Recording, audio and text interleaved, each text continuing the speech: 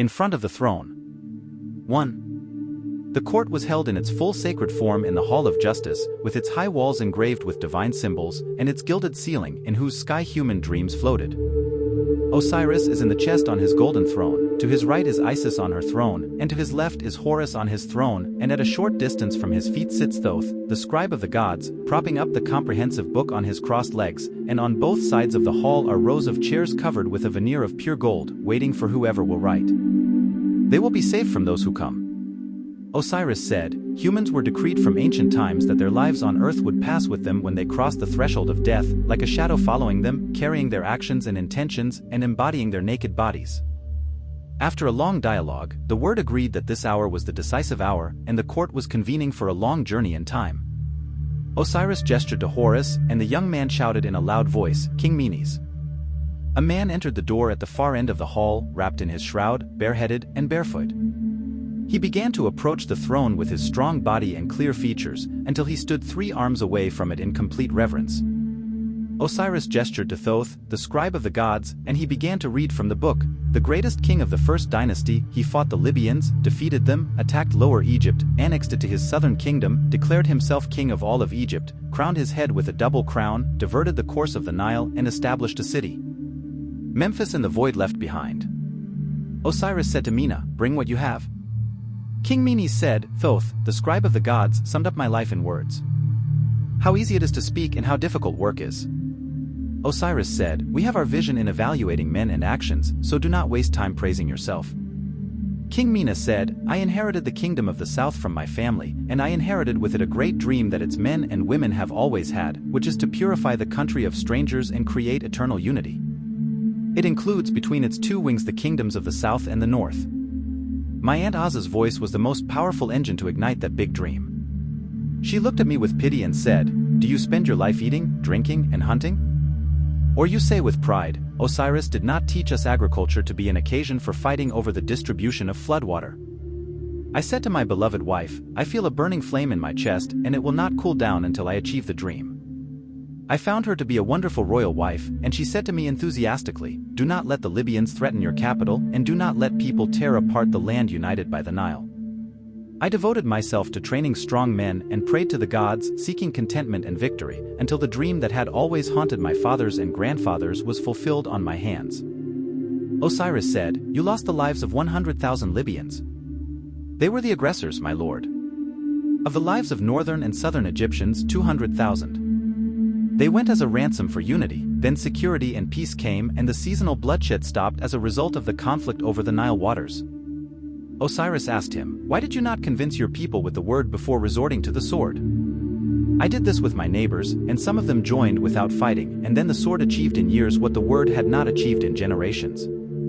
Many people present this logic as a compliment, because they believe in violence. Mena said warmly, my feelings were captured by the glory and security of Egypt. And your personal glory too. King Menes said with peace, I do not deny that, but goodness has spread throughout the country. Your family and your helpers had the fullest share of it, and the peasants had the minimum. Most of my time spent fighting and building. I did not enjoy the life of palaces, I did not enjoy delicious food and drink, and I did not touch any women except my wife, and the agents had to be rewarded according to their work. Isis asked for the word, then said, my lord is judging humans, not gods. This brave man thought that he had abstained from bliss and laziness, so he cleansed the country of intruders, united Egypt, unleashed its latent power, revealed its buried wealth, and provided the peasants with security and peace. He is a son whose sonship I am proud of. Osiris was silent for a while, then said, O king, take your seat on the first chair in the right wing. So King Mena went to his chair, realizing that he had become one of the people of bliss in the other world. 2. Horus shouted, King Djoser and his minister Imhotep. 2 men came from the door at the far end of the hall in succession. The first one was tall, of strong build, and the last one was thin, leaning toward the palace. Both of them were wrapped in their shrouds, bareheaded and barefoot. They walked toward the throne until they were standing in the hands of Osiris in the position in which they walked. Addressing Imhotep, Osiris said, Come forward and stand in the king's shoes. There is no difference in this place between a king and a subject. Imhotep was satisfied with what was ordered, and Thoth started reading a new page. King Djoser, he founded the Third Dynasty, conquered Nubia, discovered copper mines in the Eastern Desert, and built the Step Pyramid. Vizier Imhotep, a sage whose wisdom has been preserved by generations. He excelled in medicine, astronomy, magic, and engineering, and people sanctified his memory hundreds of years after his death. Osiris called King Djoser to speak, and he said, "I inherited a unified kingdom with vast borders, many good things, that loves peace, but is coveted by those who stare at it. So I devised a policy for myself and for those who come after me, based on the fact that defending Egypt requires the invasion of those standing beyond its borders, and since it was Nubia is the most infiltrated country in my country. I decided to expand the southern borders by invading northern Nubia and establishing a temple to the god there. Imhotep, with his knowledge and magic, knew the treasures hidden in the eastern desert. So I sent missions to explore the interior of the earth, and we were able to do so by finding copper mines in which we found valuable benefits in peace and war and the multiplication of goodness. I built the Step Pyramid, and I encouraged science and rewarded those who excelled in it. The days passed during my reign, bringing progress and strength to Egypt. Osiris invited Imhotep to speak, and he said, "I grew up loving science and knowledge, and I studied under the great priests of Memphis. I obtained the highest grades in medicine, engineering, astronomy, magic, and wisdom, and when the king learned of my excellence, he invited me to work in his entourage, despite my belonging to the poor people, so I proved my worth in everything he assigned me to do. I successfully treated the queen from one of the diseases of the Khamsin and was saved with magic. The eldest princesses are protected from an evil spirit and an envious eye. The king appointed me to the ministry and entrusted me with the construction of the pyramid. It was the masterpiece of construction in his time, and I did not achieve what I achieved in knowledge and work except with the support and inspiration of Ra." Osiris said to King Djoser, "You invaded Nubia without making any sign of aggression on the borders of your kingdom?" King Djoser said, "I said, my lord, that I was guided to the idea of defending the borders by attacking those standing behind them. A theory that can only be issued by a strong person who harbors aggression. My first duty was to protect my country from any potential harm. You built a temple to God and endowed it with lands that were used to benefit the poor. But temples have rights above all rights. Words that are not accepted without taking into consideration the circumstances." The king remained silent, and Osiris said, "The miners were not provided with adequate care. Many of them perished." The king said, "No great work can be accomplished without sacrifice and victims." Osiris addressed the letter to Minister Imhotep, saying, "Tell me about your position on the king's policy." Minister Imhotep said, "My opinion was that trade relations were more effective than invasion in securing the borders, and that temple expenses should be taken from Egypt, and the poor people of Nubia should be exempted from them. I also hoped that we would not send missions to the eastern desert until we provided them with medical care and adequate supplies, but my lord, he was eager to support the security and prosperity of Egypt and its people." Osiris said to him, "Happy is he who succeeds in defending himself before us, so do not try to defend others, and the gods did not fail in raising you, so they taught you the principles of agriculture, fighting, and morals together." Isis asked for the word and then said, "Djoser is a great king despite his mistakes, and Imhotep is the son of Aziz whom his mother honors." Here Osiris said, "O king, I will suffice with blaming you, so sit you and your minister among the immortals." Djoser sat to the right of Menes, and Imhotep sat to the right of Djoser. 3. Horus called out, "King Khufu." Then the king came with his strong, tall stature, bare head, bare feet, and wrapped in his shroud until he appeared before the throne with reverence. And Thoth, the writer of the gods, read, King Khufu, head of the Fourth Dynasty, owner of the Great Pyramid, organized the administration in a way that had never been known before or since, and in his era the earth overflowed with good things, the markets were inhabited, agriculture, industry, and the arts reached the utmost levels of exaltation, and the prestige of Pharaoh exploded on the horizons like the sun. The tribes feared it, so peace extended to the lands and souls. Osiris invited the king to speak and said, "Since my childhood, I have been fascinated by precision and order. I believe that every activity must have its own laws and traditions. There is no difference in that between police, sculpture, architecture, or married life. So my personality spread to every village, represented by employees, security men, and temples, and Egypt became a group of lofty traditions and precise systems, which helped me build the greatest building known to man, in which thousands participated over a period of 20 years, and no disturbance or neglect crept into it, and no one working in it was deprived of care, and at the same time it did not escape the eye of supervision. Al-Sahira, this is how my people went through a unique experience with perfect success. They proved their superior ability to serve God and win his approval and blessings. Osiris asked him, "Did you use your nation to build a tomb for you?" King Khufu said, "If I wanted a grave, I would have dug it in the mountain away from greedy eyes, but I built a symbol of divine eternity, containing secrets that no human mind can comprehend, and people competed to work on it. Until I established for them a complete, happy, and holy city where effort was made for the sake of God alone. It was work worthy of free people, not slaves."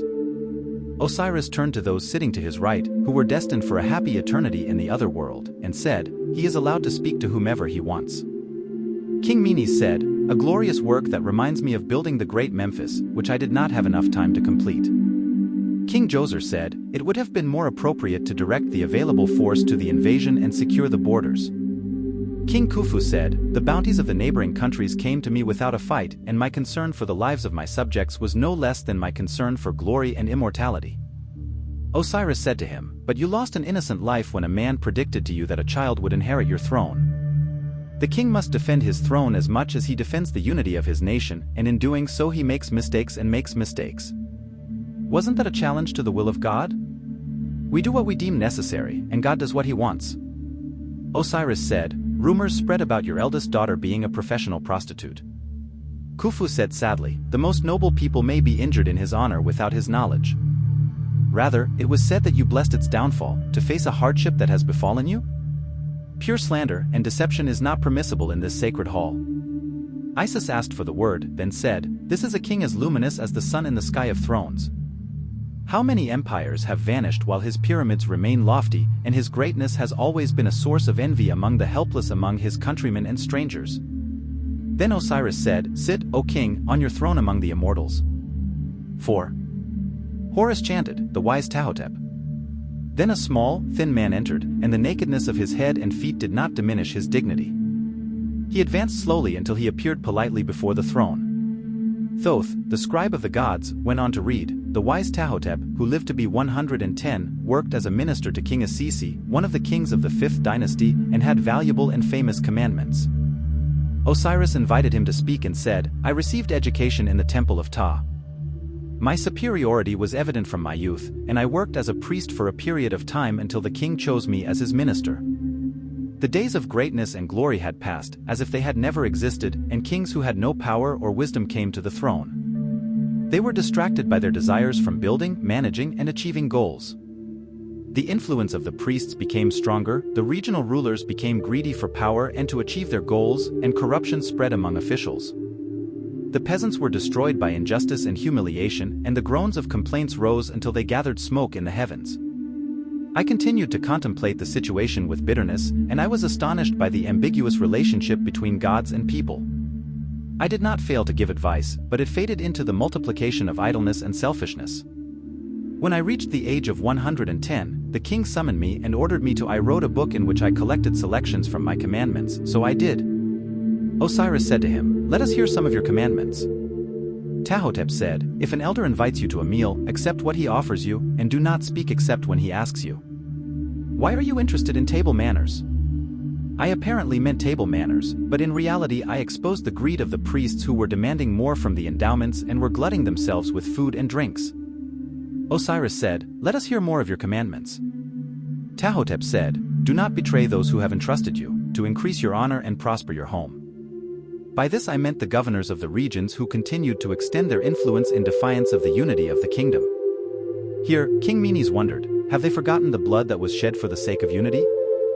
King Khufu said, "How did they underestimate the traditions and morals that were sanctified during my reign?" Osiris referred to the wise Tahotep. To continue his speech, he said, "I also said, if you enter someone else's house, be careful not to direct your mind to the chambers of his women. How many people have died as a result of this?"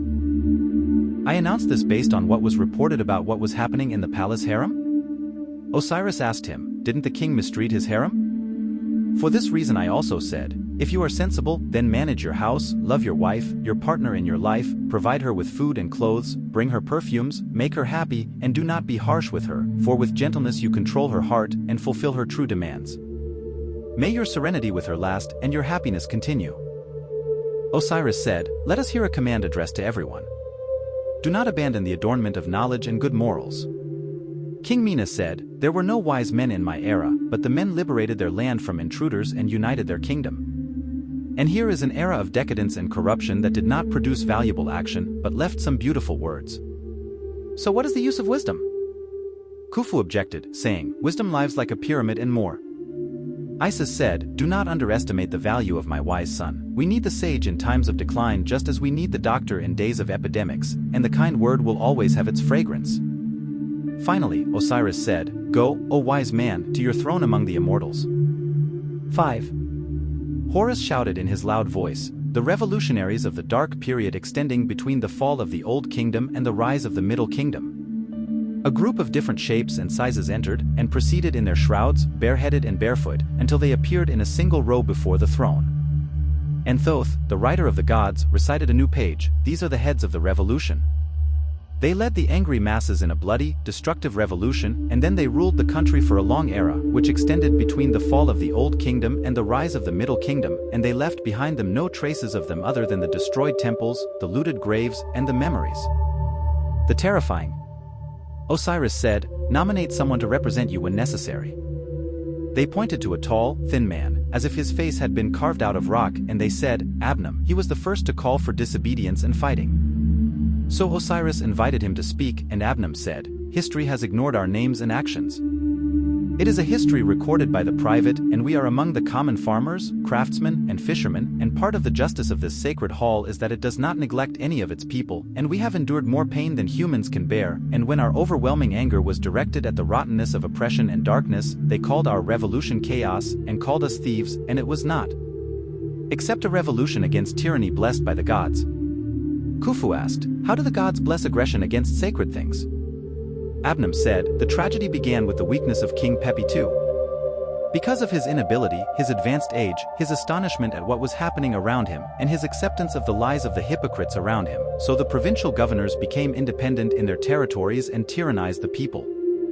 They imposed unjust taxes, plundered food, and neglected any irrigation and land reform. The priests joined them. Out of concern for their endowments, they permit with their false fatwas every evil, not caring about the groans of the poor, or the oppression, humiliation, and hunger they suffer. Whenever an oppressed person comes to them, they demand obedience and patience from him, and promise him a good reward in the next world, and our despair has reached its ultimate goal, as there is no ruler to be fair, and no law to prevail. No mercy was shown, so I set out among my people calling on them to disobey and fight injustice with force. They quickly responded to the call, breaking the barrier of fear and outdated traditions, and directed their deadly blows at the tyrants and oppressors. The holy fire spread to all countries, and shells of red anger were fired at the rulers, employees, and men. Religion, cemeteries, then we seized the reins of government. Osiris said, have you not read the poems of Eber the Wise, as he laments the sanctities and what has befallen the elite and the loss of values? Abnam said, Eber was a true poet, but he belonged to the unjust masters. His tears overflowed in grief for the sons and daughters of tyrants, and he was astonished that the sons of the people would replace them. The wise Tahotep said, O Abnam, you speak out of black hatred, which is a great sin. Abnam said, it is the hatred that was planted in our chests by the oppressive masters. King Djoser said, it is strange what I hear, and it is the truth of the gods. Egypt is nothing but a complex of sacred traditions, if the element of the structure's fragmentation and disintegration is missing from it. Pharaoh is the embodied god, and the elite are his deputies who reflect his light, and the employees are his servants and followers who deliver his message. So how can a people of farmers, craftsmen, and fishermen take their place?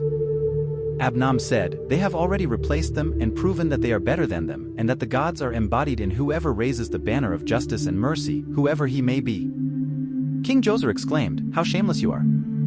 Osiris turned to him and said, I do not allow politeness to be exceeded in speech. I apologize. Djoser said in humility, I offer my apologies and regrets.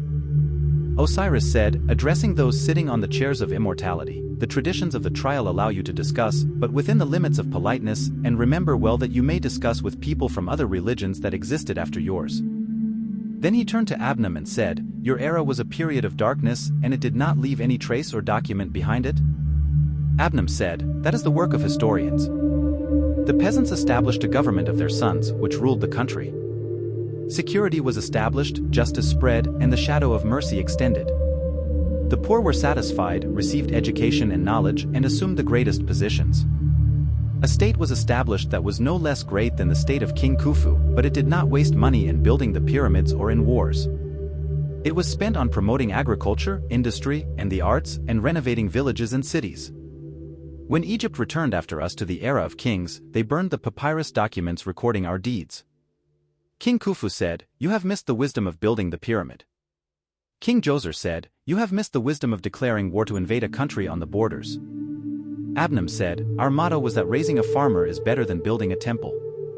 The wise Tahotep said, "You have spoken of disbelief." Abnam said, "God does not need a temple, but the farmer needs education." For this reason, the gods blessed us and we ruled for hundreds of years in peace and prosperity. King Djoser asked him, "Then why was your kingdom undermined?" It was undermined when the rulers forgot their origin and once again imagined that they were descended from the lineage of Ra, so arrogance struck them and injustice crept into them, and what befell every oppressor befell them. Osiris said, "Your revolution included the commission of scandalous crimes that are not sanctioned by religion, morals, or law." Abnam said, "I bear witness before your justice that I did not order it and no news reached me about it." Here Isis said, "I acknowledge to this son that he is one of the wisest and noblest of my sons. During his reign, my country enjoyed a happiness that it had never experienced before or after him, and that his faith bears witness to his honesty and piety. As for the crimes he committed in his revolution, the revolting masses were not devoid of criminals infiltrating their masses to satisfy their whims." Osiris thought for a while, then said, "Go, gentlemen, to your gatherings among the immortals." 6. Horus shouted, "Amenemhati!"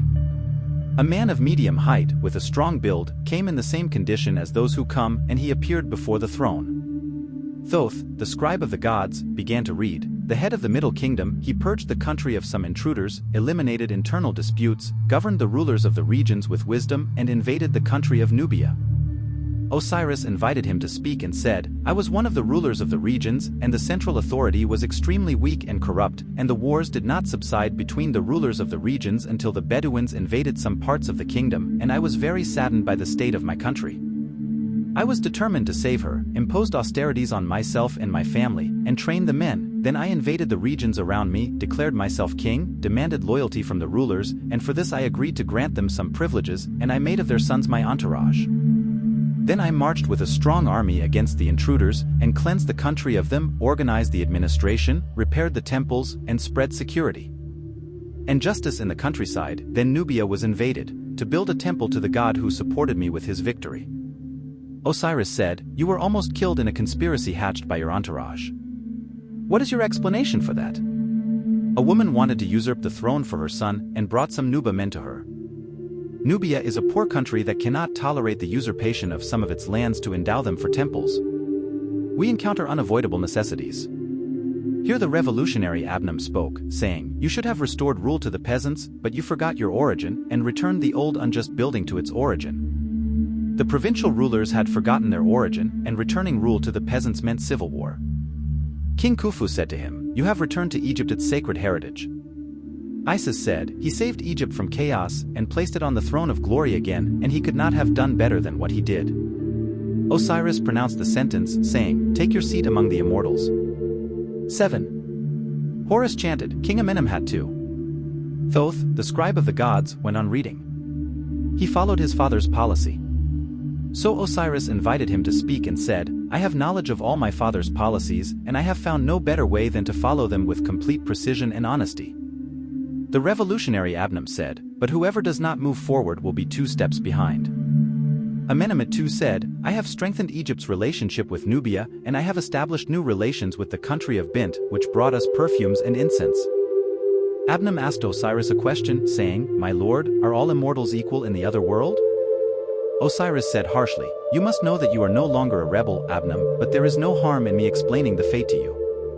Know that my judgment leads to 3 stations, the station of heaven, the station of hell, and a station in between for the insignificant, non-sinful people who do not deserve heaven or hell, and in addition moreover, paradise has levels. There are kings and servants, each according to his work in this world." Isis said, "It suffices him that the country enjoyed during his reign what it enjoyed during his father's era of undeniable security and prosperity." Osiris said, "Take your seat among the immortals." 8. Horus shouted, "Amenemhat III!" Then a giant man entered and walked with his shroud until he appeared before the throne. Thoth, the rider of the gods, read, during his reign, the state enjoyed stability, security, and strength. He directed his efforts to extract minerals from the desert, renewed irrigation methods, crops increased, and prosperity prevailed. Osiris invited him to speak and said, I inherited a stable kingdom, so I increased its stability by building a strong army, and my rule lasted 50 years. I was given a good opportunity to send expeditions to the desert and extract minerals, and I renewed the means of irrigation, and goodness abounded, and literature and art rose as they had never risen before, and the people sang. In my covenant, 2 singers. The 2 diameters are covered with a green suit. He is food with goodness in his mouth. Osiris said, your grandfather left you a will that says, your duty requires you to use severity with your subordinates. People respect everyone who frightens them and terrifies them. They do not consider them a brother, companion, or friend. Everyone who ate my bread rose up against me, and everyone I trusted betrayed me. So how did you benefit from it? Amenemhat III replied, I do not deny that I was affected by it at the beginning of my reign, and all members of my family were shaken by the conspiracy that almost claimed the life of my great, good grandfather, even those who did not live with it. Some advisors advised me not to lavish goodness on my people, to rebel and be tyrannical, but the heart responds in dealing only to its own inspiration, and I found it urging me to love people and do good, so I did not hesitate to obey it, and I never regretted it. Amenemhat I said, you have made a mistake, my son, and had it not been for your good fortune, you would have perished. Then the wise Imhotep, King Djoser's minister, said, rather, you have attained the right path and guidance. If the heart speaks about goodness, it is from the inspiration of a god that it speaks. The revolutionary Abnam said bitterly, alas. The people were ruling, so benevolence towards them became a matter of controversy. Here Isis said, this good and great son opens the gates of heaven without defense. Osiris said, go to your council among the immortals. 9. Horus called out, saying, Kings Sepkemesaf, Neferhotep, Hathor, Neferker, Antef, and Tepmaeus. So the 6 entered into their shrouds and walked, bareheaded and barefoot, until they appeared before the throne. Thoth, the scribe of the gods, read, they ruled for short periods, known for their weakness, corruption, and fighting over the throne. The rulers of the regions and the priests became strong, the officials were tyrannical, the people were hungry, and thieves coveted Egypt. Nations, until the Hyksos occupied them and made them suffer humiliation. So Osiris invited them to speak, and Sobekmsaf said, I lived under threat from my family and the courtiers, so I was unable to face the challenges. The others said the same thing, and then silence fell over them. Abnam said, it is clear that there is no man in all of Egypt whose heart beats with sincerity, and this situation is similar to the situation the country was in the day I called on the peasants to revolt. Amenemhat I said, you only think about revolution. I was the ruler of a region, and I found the country drowning in chaos. I did not call for more chaos, but I trained the men and seized the throne. The land and people were saved without aggression against the sacred places and without wasting lives and honor. Isis said, they were weak and the weak could not help. Osiris said, you have committed an unforgivable crime against your country, and weakness was not your only sin, but your hearts were devoid of nobility and good intentions, so go to the western door that leads to hell. 10. Horus chanted, King Sykenra. A man of slender stature with a tendency to be tall entered, and he advanced in his shroud until he appeared before the throne, and Thoth, the scribe of the gods, read, he was the prince of Thebes, and the ruler of the far south, a region that was not subject to the rule of the Hyksos, even if he was forced to pay tribute to them, and the Hyksos harassed him, in preparation for annexing his territory to their direct sovereignty. They claimed that the bellowing of seahorses in the lake of his palace banished sleep from the eyelids of their king, but he refused to surrender and advanced at the head of his army to face the challenge, and he performed well and was killed in the battle with many injuries to his head and face. So Osiris invited him to speak and said, I belong to the family that resisted the invasion and fortified itself in the south until the enemy tired of fighting it. So I declared a truce, and the far south was left under the rule of my family in exchange for an annual tribute. This continued for more than 100 years, until I assumed power. I did not refrain from thinking about the usurping enemy, nor from preparing to confront him if he decided to march south, and my capabilities were in the kit. The number is limited, so I annexed Nubia to my territory, treated it as an equal to another, and strengthened my army by recruiting some of its men. When the enemy challenged me, opinions conflicted around me. A few called for defense, and the many warned of a bad outcome. But I encouraged the fearful and awakened their resolve with religion, wisdom, and proverbs, until the determination to fight was strong. My army fought bitterly and regained some of its self-confidence. In one of the battles, the enemies surrounded me, and I killed 3 of them, then spears and axes rained down on me. The wise Tahotep asked him, "Have you exhausted all political means before entering into an unequal battle?" Sikner said, "I have done so." As it required me for 3 years, in preparation for the date he scheduled for the start of the battle, but I knew that they had mobilized their front before sending their warning. Abnam said, "You lived as a hero and died as a hero."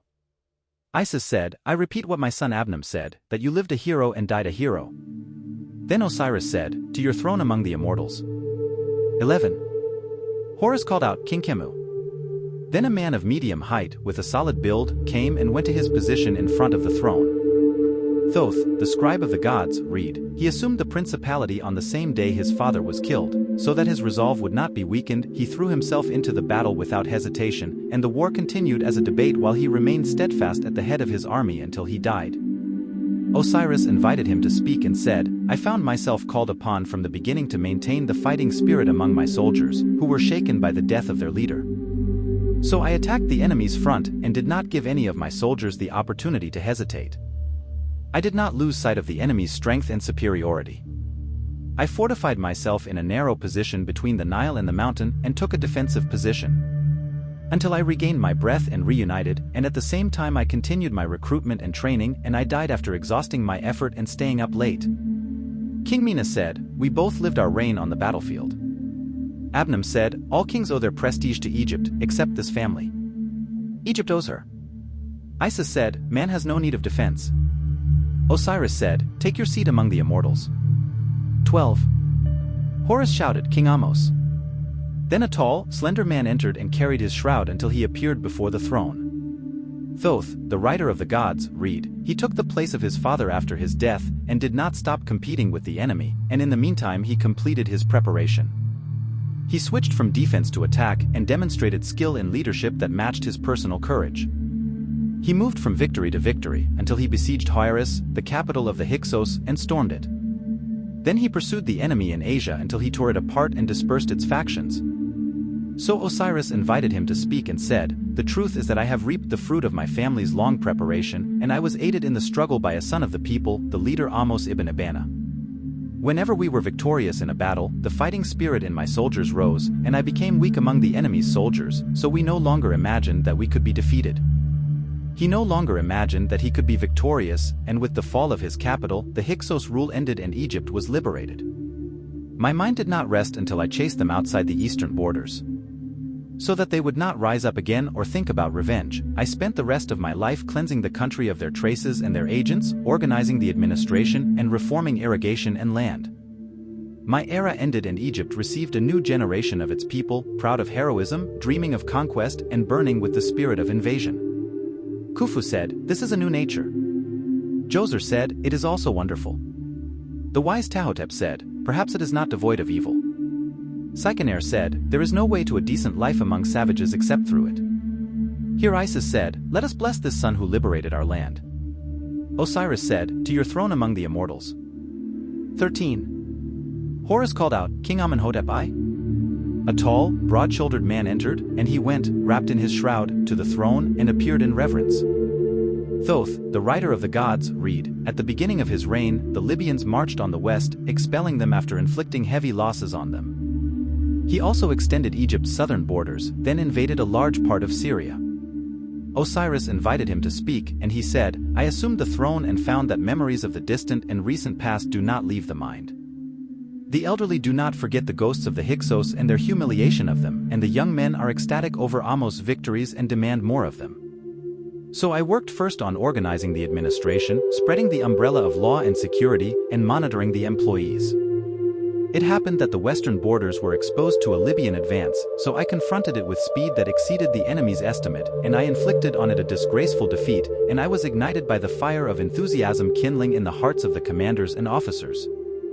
I made a successful foray into the regions of Nubia, and then the eyes informed me that the remnants of the Hyksos were gathering, hoping to recover what they had lost in our country.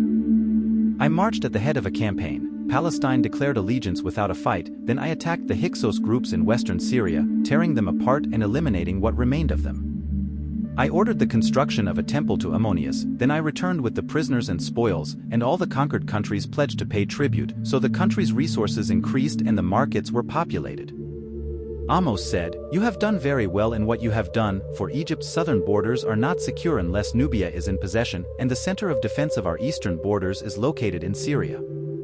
The wise Tahotep said, "This means that Egypt's security does not truly exist except by creating strong enemies outside our borders." Ahmose said, "Life taught me that it is a continuous struggle in which there is no rest for a person, and whoever neglects preparing his strength makes himself easy prey for monsters that do not know mercy." Amenhotep I said, "I did not burden the mules of sacrifices at the temples, in order to receive the blessing of the gods, for in its sacred courtyard is the first and last guarantee of Egypt's survival." Isis said, "This son's deeds are the best testimony to him." Osiris said, "Go to your council among the immortals." 14. Horus chanted, "King Thutmose I." Then a man of medium stature, graceful, entered and advanced in his shroud until he appeared before the throne. Thoth, the rider of the gods, read, conditions at home stabilized during his reign. He launched an invasion into Nubia, put down a revolution in Syria, approached the borders of Mesopotamia, and worked to bring wood from Lebanon, so he used it in building temples. Osiris invited him to speak and said, "My mother was a woman of the people, so my blood was not pure royal, so I married Princess Ahmose, and thus my rule to the throne became a legitimate rule, and the aspiration for the unknown attracted me to penetrate the country of Nubia. Perhaps I might reach the sacred spring from which the Nile flows, and I aimed my arrow at the enemy commander, killing him, and his army was torn apart. We were the first to reach the third cataract, and I set up 5 ancient stones there that recorded my victories. I also built a castle in which I installed a garrison and organized the administration, and conditions improved. The tribes and I had hardly returned to Thebes when news came to me of a revolution that had taken place in Syria, so I led an expedition to it and put it down. Upon my return to Egypt, I decided to allocate the tribute to repair and construction, relying on the genius of the engineer Anini, who built 2 large edifices at the entrance to the temple of Ammonius, and built a large covered courtyard with baptized from Lebanese cedar wood. I was fortunate enough to repair the temple of Osiris, your temple, my lord, with the buried godmother, and provided it with beautiful furniture and gold and silver utensils, and endowed it with endowments." Ahmose asked him, "What is the reason for the revolution in Syria?" "Getting rid of paying the tax." Amenhotep I asked him, "Did you not leave a garrison there as you did in Nubia?" "No, I was afraid of tearing my forces apart and kept them as an emergency shield." The wise Tahotep said, "This is how we reap what we sow." As for the revolutionary Abnam, he said, "You are so humiliated that you are forced to marry a princess. To legitimize your rule, for no other reason than that your mother was a woman of the people? Had you not disavowed the people's glorious revolution and their great rule, and drawn the veil of darkness over it, you would not have subjected your dignity to that humiliation." Khufu said, addressing Osiris, "We complain to you, O God, about this strange troublemaker among us." Osiris said, "He occupied his position according to a just divine ruling." Pointing to Thutmose I, Isis said, "This son does not need defense." Osiris said, "To your throne among the immortals." 15. Horus called out in his loud voice, "King Thutmose II." Then a thin man entered, looking weak, and went to his position in front of the throne. Thoth, the rider of the gods, read, he eliminated a rebellion that arose in the south, and another in Asia, and it was weak and sick. He ruled for a short period and moved to the next world. Osiris invited him to speak and said, "After the death of my father, the sons coveted the throne, and each relied on a party that he supported. My father nominated me for the throne, but my sister Hatshepsut usurped him and married my brother. To cover her femininity, but my party was able to return my rights to me. I assumed the throne without violence or bloodshed. I did not even resort to revenge, and despite my poor health, I did not hesitate to attack the rebellion that arose in the south and the one that arose in Asia. I was unable to enjoy life, and I was unable to continue it for more than a few years." King Menes said, "You should have abdicated your right due to your weakness, for a weak person should not stand up to the ruling." Thutmose II said, "Despite this, I have won." Menes said, "Thanks to luck, and despite your weakness." Isis said, "He did his best, and his work was associated with the farmer." Osiris said, "Take your seat among the immortals." 16. Horus called out, "Queen Hatshepsut." Then a woman of medium stature, full of build, entered and walked in her shroud until she appeared before the throne. And Thoth, the writer of the gods, read, her era passed in peace and prosperity, and she built the temple of Der Elbari, revived ties with the country of Bint, and brought from it myrrh trees. She planted it in the temple courtyard, and tributes were showered upon her. Wealth spread and people were satisfied. Osiris invited her to speak, and she said, I was the only one worthy of the throne. I am the last remaining descendant of Queen Akamose, and my blood is divine property, unlike my brother Thutmose II, who was the son of an illegitimate wife called Mutneferet, and my brother Thutmose III, who was the son of a concubine called Isis, and I was forced to marry Thutmose III. Out of respect for outdated traditions that deplored the rule of women, he worked as a priest in the temple of Ammonius, and did not stop plotting to reach the throne, and the priests of Ammonius helped him in this. He took the kingship from us, and my brother Thutmose II took over thanks to the organization of his party, and when he died, rule returned to me, and with me was Thutmose III, and we imposed a siege around him from the censors, nullifying his machinations, and he retreated into the shadows as something worthless, and I sought the help of men considered among the greatest men, such as Senmet, Sunmen, and Habusen, and I granted the people a golden age of peace and prosperity until believe in women and their ability to rule. Abnam said, during our era, which you buried in darkness, 2 great queens ruled. The wise Imhotep asked her, why did you not support your throne by involving your brother in power? Hatshepsut said, he was not like me from the lineage of the sun, and his precedent in plotting schemes made it necessary to be wary of him, and they advised me to assassinate him, but I hated treachery and bloodshed.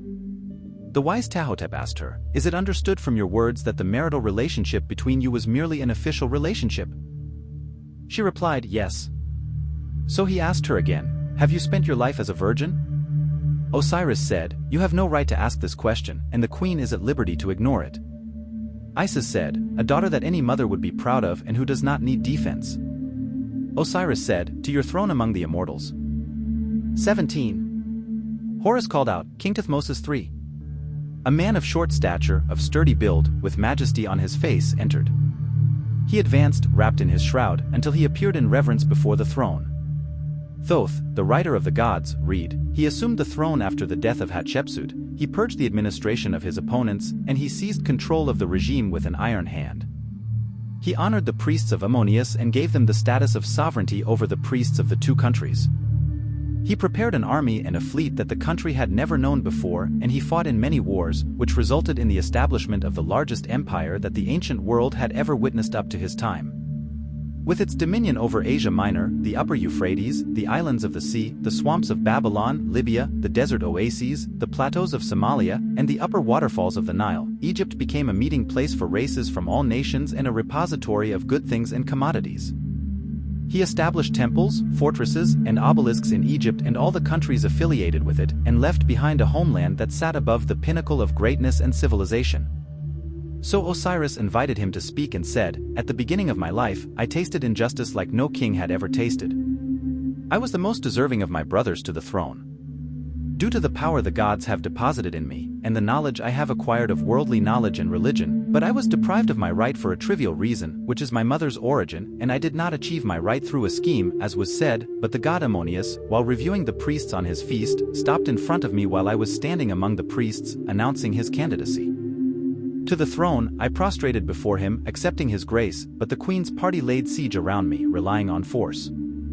All my powers were suspended, and I lived in the shadows as a weightless man. When I took over the reins of power after the queen's death, I punished the men who had usurped my legitimate authority and defiled my marital bed.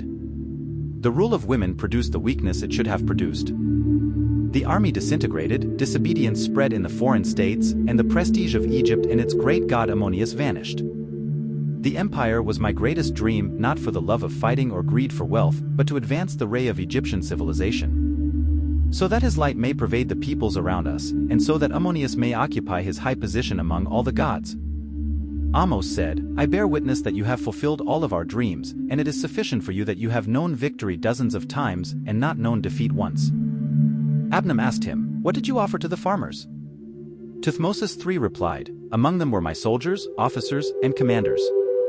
I repaired the means of irrigation and satisfied their needs, thus eliminating poverty in their lands, and a large crowd of them turned to work in the cities in various industries, crafts, and trade. The wise Tahotep said, your empire was built on thousands of skulls of Egyptians and nations. Thutmose III said, death is inevitable and it is better for a person to die while building glory than to perish in an epidemic or because of a snake bite.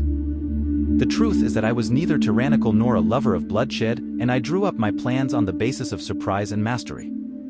In order to obtain the quickest victory with the least cost of lives, and after the siege of Megiddo, all my enemies, soldiers, kings, and princes, fell into the hands of me, so they gave me their lives.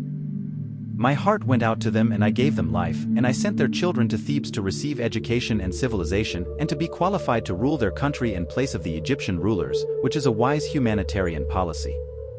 It was not known before me. Queen Hatshepsut said, "Were it not for the wealth I left you, you would not have been able to mobilize one of your many campaigns against Asia." Thutmose III said, "Indeed, you have bequeathed me wealth and money, but you left the army in a state worthy of lamentation, and corruption spread among your close men." Hatshepsut said, "You are still spiteful, ill-thought, and corrupt, and you still insist on accusing me of my honor without evidence." Osiris said, "Enough of you exchanging hurtful words." Here Isis asked him, "Did you love her, my son?" Thutmose III said, "She was mocking my short stature, before which the kings of all nations prostrated." Isis said, "This great son deserves that Egypt should be proud of him throughout time." Osiris said, "Go to your council among the immortals." 18. Horus shouted, "King Amenhotep II." Then a giant man entered, radiating magnificence from his height and width, and he continued in his shroud until he appeared before the throne. Thoth, the scribe of the gods, read, "The throne did not know a man with his physical strength, and his reign was one of peace, so he devoted himself to building and reconstruction." Osiris invited him to speak and said, "You were strong, everyone close to me feared me, and each committed to his duty as if my eyes were watching him. I had a bow whose string no one could pull except me, and the stable stability called me to focus my determination on building and reconstruction, so I did." The wise Imhotep asked him, "What was your position regarding the greatness of your predecessor?" Amenhotep II replied, "He was my ideal, but I sometimes felt small in comparison to him. I feel very depressed." Isis said, "In any case, you have ruled and lived, and your time has not demanded of you more than what you have given." Osiris said, "To your council among the immortals." 19. Horus called out, "King Thutmose IV." Then a tall, thin man entered and advanced until he was standing in front of the throne, and Thoth, the scribe of the gods, began reading. He assumed the throne because of the death of the crown prince, and a rebellion broke out in the Asian kingdoms. He disciplined the rebels and married Mutwaya, the daughter of the king of Mitanni. Osiris invited him to speak and said, "I was not a candidate for the throne, and one day I made a trip to the Sphinx, and I sat in its shade resting, and he caressed me almost sleepily, so I heard his voice asking me to remove the sand from around him, promising me, if I did, the throne, and immediately I called the workers and ordered them to remove the sand. Bearing the burden of all of that, something happened that no one expected. The crown prince died, and I found myself on the throne without a competitor. From the first day, I realized that my duty was limited to preserving inherited greatness. So I tracked down the rebels, and to strengthen relations with the nations, I married the daughter of the king of Mitanni." Queen Hatshepsut said, "This is a step that indicates some weakness." Thutmose IV said, "I considered it a wise policy." Khufu said, "Choosing a queen from abroad is not without danger." The wise Tahotep said, "I agree with the king that it is a wise policy." Thutmose IV said, "Moreover, the royal harem is never without women of nations." Isis said, "This son has fulfilled his duty at home and abroad." Osiris said, "To your throne among the immortals." 20. Horus called out, "King Amenhotep III and Queen Tai." The royal couple entered and advanced in their shroud until they appeared before the throne. Thoth, the scribe of the gods, read, "Queen Tai was invited with the king to participate in her rule, and the reign of this king was one of unprecedented prosperity and glory. Egypt received the nation's wealth, and he watched over his empire with vigilance and efficiency. He disciplined any rebel, regardless of his position, and enjoyed life as no king had enjoyed before. He built palaces and temples, and loved food, drink, and women. In his last days, he married the daughter of the king of Mitanni, the same age as his granddaughter. She hastened his death. The king invited him to speak and said, "I inherited his empire from my great-grandfather Thutmose III.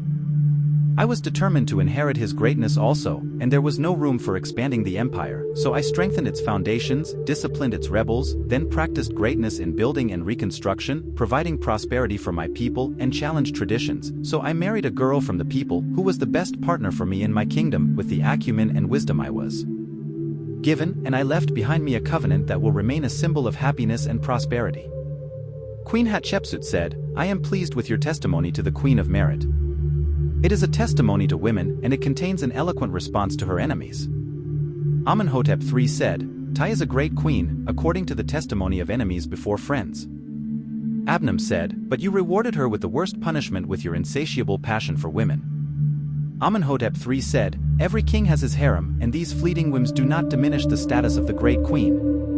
And you marry in your old age a girl the age of your granddaughter?"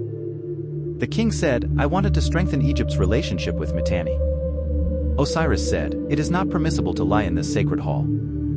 Amenhotep III said in an apologetic tone, "The truth is that I heard about her extreme beauty, and I was crazy about beauty, and despite old age and illness, I loved excessively until I was doomed." The sage Tahotep asked him, "Was this the pinnacle of the wisdom of a lifetime?" Amenhotep III said, "The death of love is better than the death of illness." Osiris invited Queen Tai to speak, and she said, "The king chose me as a wife out of love, and I was attracted to him, fascinated by love and the splendor of kingship, and love bound us together until the end of life. He once consulted me about the king's affairs that came before him, and he was very satisfied with my opinion, and he said to me, 'T, you are as wise a woman as you are a beloved woman.' Since that day, he has not made a decision to listen to my opinion, and he made us receive ministers and officials together, and I share my vision in the issues under discussion, and every official in the kingdom recognized my ability and wisdom. The priests rushed to me during the religious crisis that worsened due to the call of my son Akhenaten, and I did my best to avoid disaster and prevent civil war.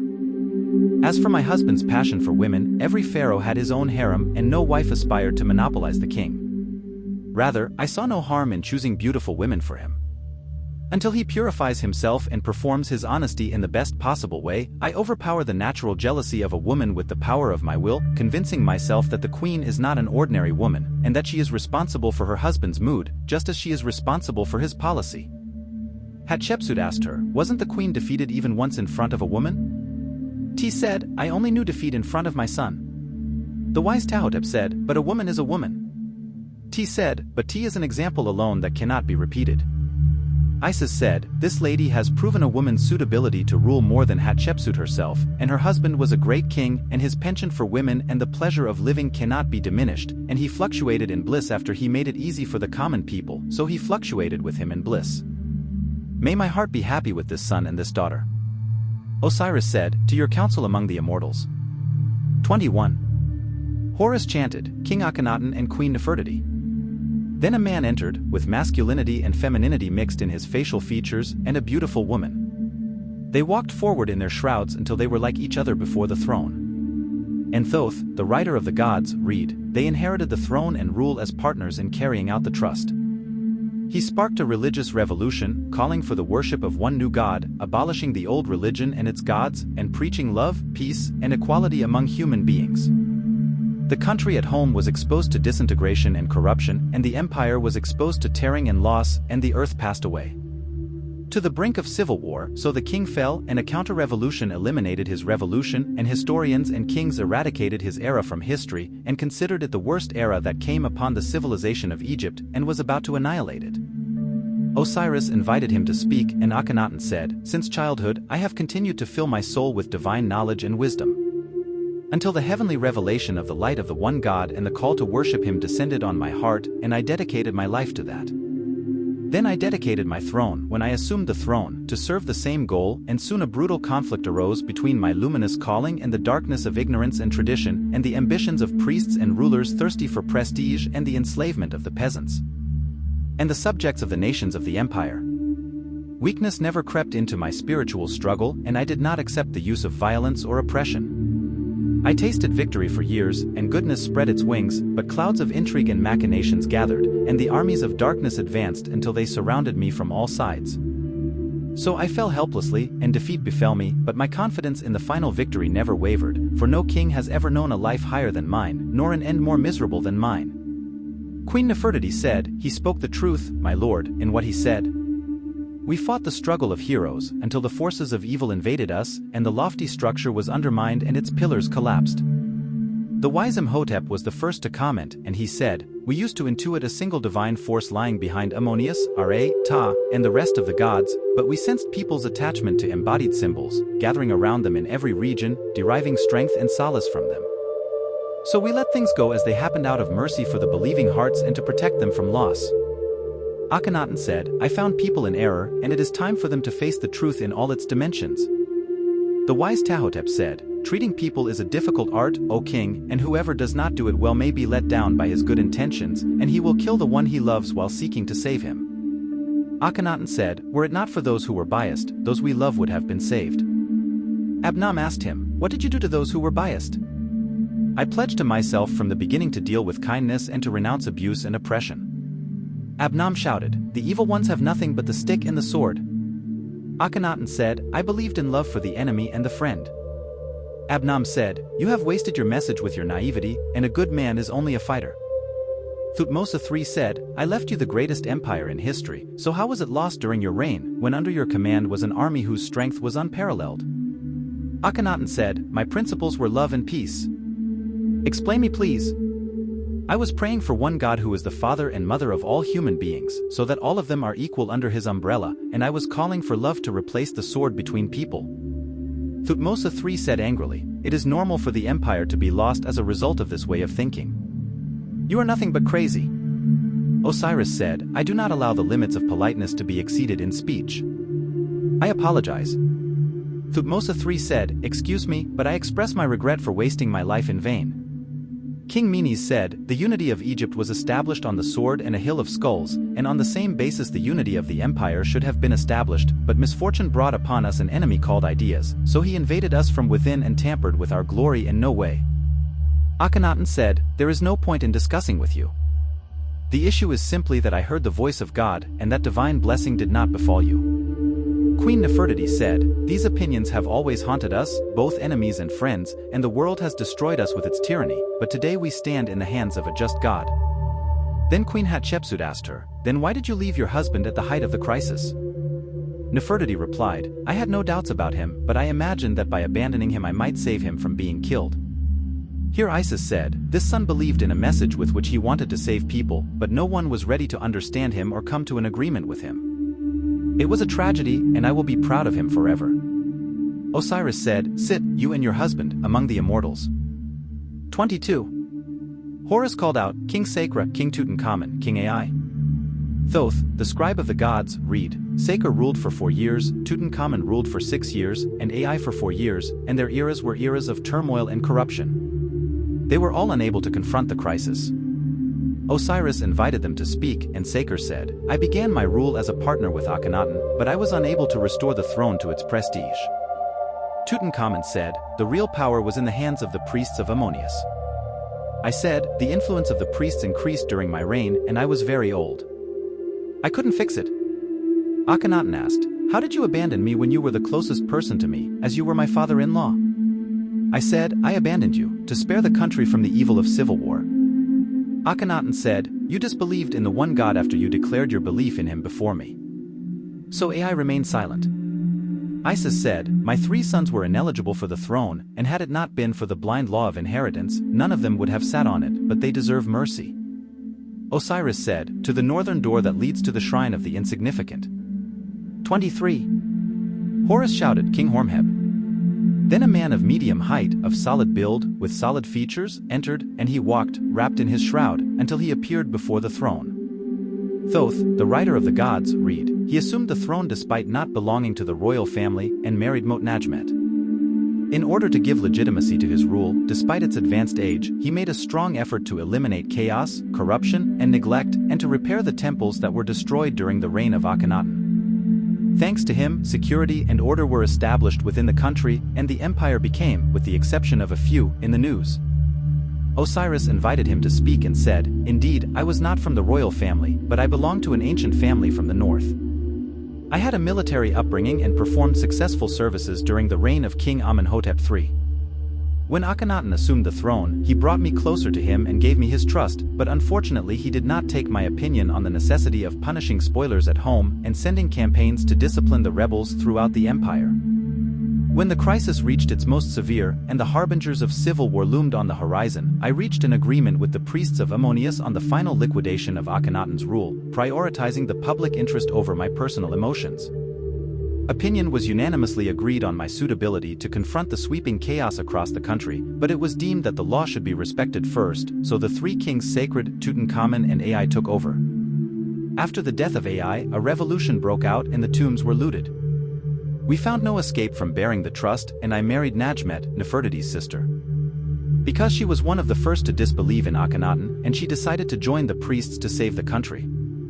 I found before me a heavy and complex task, but I did not lack strength or determination. So I put down the revolution, organized the army, police, and administration, monitored the employees, and did not show mercy to the deviant. Then I renewed the temples, organized the endowments, and protected the weak from the strong.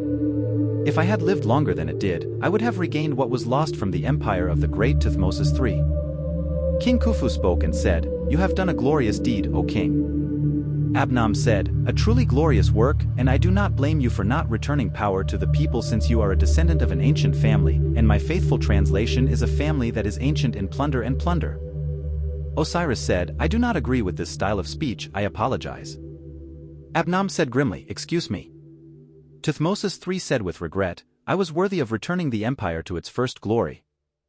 Hormoheb said, "The country was torn apart and in a state of corruption and chaos beyond imagination." Akhenaten spoke and said, "I did not love any of my followers as I loved you, O Hormheb, and I did not honor any of them as I honored you. My punishment was that you betrayed me and joined the enemies of the people and my enemies, then you demolished my city and my temple, erased my name and poured curses upon me." Hormoheb said, "I do not deny anything you said, and I loved you more than any man I knew, but I loved Egypt more. And I participated in erasing the worship of the one and only one and returning the false gods to their thrones." Hormoheb said, "I could not ignore what the hearts of millions were beating." Here Nefertiti said to him, "You loved me, O Hormheb, and when you married Akhenaten, you harbored hatred for him." Hormoheb said, "I say, O queen, in this hall where lying is not permissible, that the woman occupied only the most trivial part of my heart, and that my battle with you was a national battle, not a romantic battle." Here Isis said, "This son of mine is too strong to need defense." Osiris said, "To your counsel among the immortals." 24. Horus shouted, "King Ramses I." An old, tall man entered and walked in his shroud until he appeared before the throne. Thoth, the writer of the gods, read, "He assumed the throne when he was great and began building the hypostyle hall in the Karnak temple, but then death overtook him before he could finish it. So Osiris invited him to speak and said, with the death of Hormheb, the throne did not find a legitimate heir, and I was the priest of hymns in the temple of Ammonius, known for wisdom, sound judgment, and piety. God nominated me for the throne, and the empire was not far from my mind, but the state of the country did not allow for a long war. So I ordered the land and irrigation methods to be taken care of to increase wealth, and I began building the hypostyle hall, and there was no additional age to continue construction." Isis said, "Perhaps the choice was not successful, but Egypt did not find the right man at that time, but this son did his best and there is no blame on him." Osiris said, "Take your seat among the immortals." 25. Horus chanted, "King Seti I." Then a tall man with a strong build entered and proceeded in his shroud until he appeared before the throne. Thoth, the writer of the gods, read, "He assumed the throne after the death of his father, invaded Nubia, recovered Palestine, then focused on building and reconstruction." Osiris invited him to speak and said, "From the first day I worked according to a drawn-up plan. I maintained order at home, then I invaded the south to its furthest borders and regained Palestine victoriously over the Hittites, then concluded a peace treaty with them. After that, I completed the hypostyle hall in the Karnak temple and repaired the temples that had not been repaired. During my reign, security, order, and justice were established, prosperity spread, and prosperity flourished. Art and literature, and I spent a good life, had it not been marred by a dispute between the crown prince and his brother." Thutmose III asked him, "Why did you not continue to fight the Hittites?" Seti I said, "I felt that my army was exhausted, in addition to the fact that the Hittites were a tough people in fighting." Thutmose III said, "The only useful deal with a strong enemy is to eliminate him, not to conclude a peace treaty with him." Seti I said, "A peace treaty is a reasonable alternative to a useless war." Akhenaten asked, "Why don't you try the divine law, the law of love and peace?" Hormheb said sharply, "He is the one who lost the empire without defense." Khufu asked him, Have you linked your reasons to the divine lineage? To truly become part of God? Seti, I said, this was done for my wife in the temple of Ammonius according to the established rituals. Isis said, I am happy with this high-spirited son. Osiris said, take your seat among the immortals. 26. Horus chanted, King Ramesses II. Then a tall, graceful man entered and advanced in his shroud until he appeared before the throne. Thoth, the rider of the gods, read, he assumed kingship after the death of his father, consolidated Egypt's influence in Nubia and Asia, fought the Hittites and then concluded a peace treaty with them. Then he devoted his long life to building in a way that the country had never known before, and his era was an era of reconstruction and prosperity for art, literature and prosperity, and his life was long. Until he was nearly 100, he enjoyed life far and wide, and fathered nearly 300 children. Osiris invited him to speak, and he said, the truth is that I usurped the throne from my brother, the crown prince. Because of my certainty that the hour required my strength, and that my brother's weakness would be a disaster for the country if he assumed the throne, and I was ambitious and bold, I was determined to provide my country with the utmost levels of security, order, justice, and prosperity, and to return the empire to its previous glorious era. I consolidated my influence in the south, then led it to Palestine, Syria, and Lebanon, and the rulers and princes rushed to me offering obedience, then I headed with my armies to Kadesh. To deal the final blow to my powerful enemy, the king of the Hittites. Bad luck placed me in what resembled a siege. The enemy surrounded me, and the rest of my army was far from me in the south. Anger arose in me, and I feared for the dignity of Egypt, which had become a trust in my hands. I prayed to my God for a long time, reminding him that I only left my country to raise his name and consolidate his majesty. Then I attacked the enemy and a group of guards surrounded me, and I attacked them like a thunderbolt, scattering the light of my majesty in their hearts, and their battles continued under my blows. So I cut a gap between them and entered into my army, then we attacked them again and crushed them completely, until they threw themselves into the waters of the river, and victory was complete for us, and I besieged Kadesh. So the king proposed a treaty of peace and reconciliation with which I found no problem, especially after I regained the empire except for parts that were not significant, and then I sought to dedicate my life to building, so I married the daughter of the Hittite king in support of peace, and I raised buildings that Pharaoh had not raised before me, and I created happiness for the people of Egypt that they had never known before, and I do not think they knew it after that. Seti, I was the first to speak, and he said, but you began your life by usurping the rights of your brother, the legitimate crown prince. Ramesses II said, I do not respect a law that bequeaths a throne to a helpless person who does not deserve it. Akhenaten said, where do you get knowledge of the unseen? It was said about me one day as you say about your brother, but I was the first king to establish for the one God a holy kingdom above the earth. Ramesses II said, rather, it was a disaster that befell the homeland and the empire. Thutmose III asked him, tell me how a victorious leader agreed to conclude a peace treaty with his enemy and then marry his daughter? He was the one who requested it, and I found it beneficial for both parties.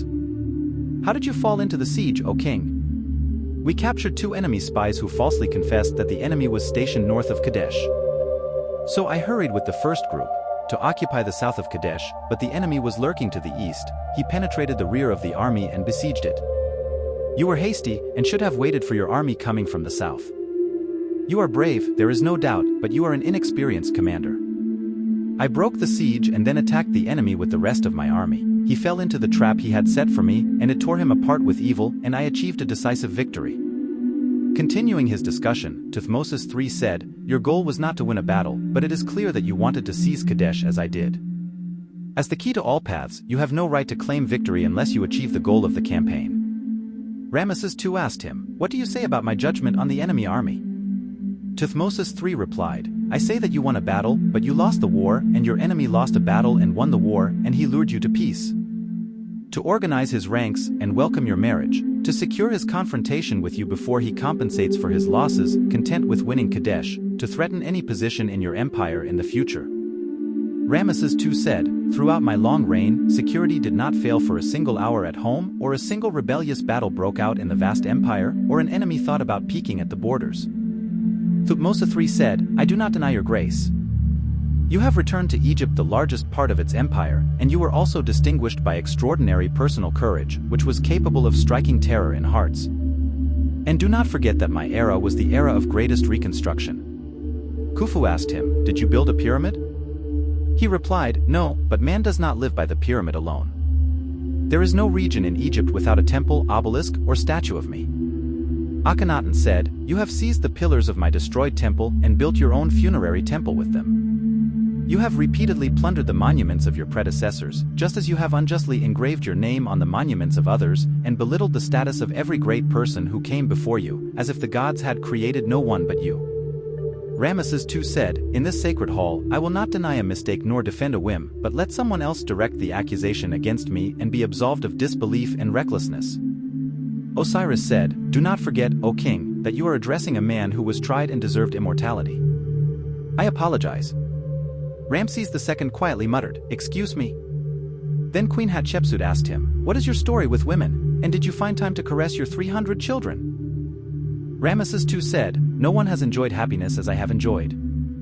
The gods granted me a long life, perfect health, and an unlimited ability to love, and my strength did not wane until the end of my life, despite the respect and affection I bestowed upon my wife, Queen Nefertari. As for my children, I only knew the least of them. Amenhotep III asked him, did you use magic to maintain your tremendous vitality? I used to work my magic with my hands. I was standing in the great hall when I was 90 years old, and the rows of chariots entered, each chariot driven by a naked woman and another naked slave girl lying inside it, and it continued to revolve around me until the blood of youth flowed in my mortal veins. The wise Tahotep asked him, were they the same wheels with which you achieved your victories?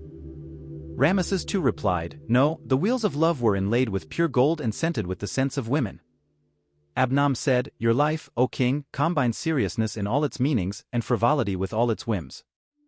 Perhaps your ruling combines fairness and deterrence. Osiris looked at him and said, the court is in need of your guidance, and I see that you are only yearning to ignite a new revolution in the world of eternity. Do not exceed your status and apologize. Abnam said, excuse me, my great sir. Isis said, this son restored Egypt to its former glory, and prosperity spread during his reign in palaces, houses, and huts. If we measure his lapses by his long life, they seem trivial. Osiris said, go to your throne among the immortals. 27. Horus shouted, king is open. A tall, elderly man entered and proceeded in his well-known appearance to his position in front of the throne. Thoth, the scribe of the gods, read, he spent his reign, which was 10 years, defending the empire, and nothing harmed it. Osiris invited him to speak and said, may my father live long, he did not leave any of his sons any hope of ascending the throne. Dozens of my brothers died between young and old until I was granted the throne. When I assumed the throne, I was already 60 years old, and with the disappearance of the adults, the heads of strife stirred. So I rose, brandishing my sword despite my old age, and defeated the Asian rebels. I tore apart a treacherous invasion from the west and seized control of the interior with firmness and determination. Security was established and safety spread. Akhenaten said, you attacked the monuments to build some palaces and temples with their stones, imprinting the life of your father?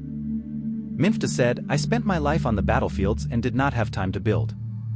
Thutmose III said, I bear witness that you are a skilled leader. Isis said, thank you, son, for your heroism and loyalty. Osiris said, to your council among the immortals. 28.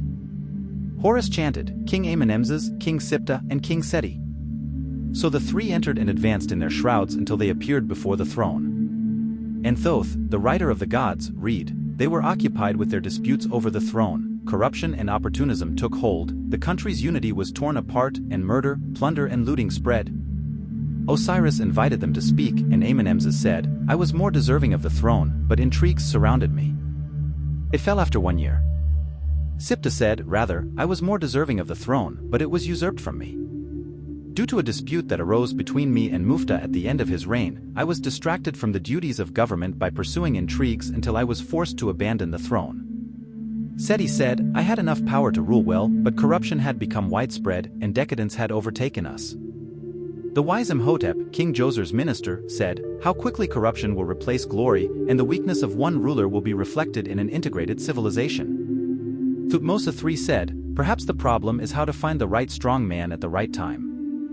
Hormohib said, there was no strong, competent man in the family, but was the country devoid of that man? Isis said, the law decreed that what exists should be nominated, not that people should take the trouble to search for what is wanted, and these people could not have done any better than they did. Osiris said, go to the place of the insignificant. 29. Horus called out, King Setinacht. Then a man of short stature, with a strong build, entered and proceeded in his shroud until he appeared before the throne. And Thoth, the scribe of the gods, he restored the rule of law. Osiris invited him to speak, and he said, I lived in a time of chaos. I was killed once while traveling in the Nile and miraculously survived, and I was a distant relative of King Mufta. So I sought the throne with the help of the priests, and none of the corrupt regional rulers recognized me, and I did not have the strength to subjugate them, but I did not lack courage. So I attacked the province of Achnum, which was one of the most fortified regions, and I crushed the rebels and mutilated them, and from there I marched on Thebes, and quickly raced. Cowards have to submit to the duties of obedience. I organized the army and the police, and made a strenuous effort to restore the rule of law. The farmer was secure in his land and resumed his activity.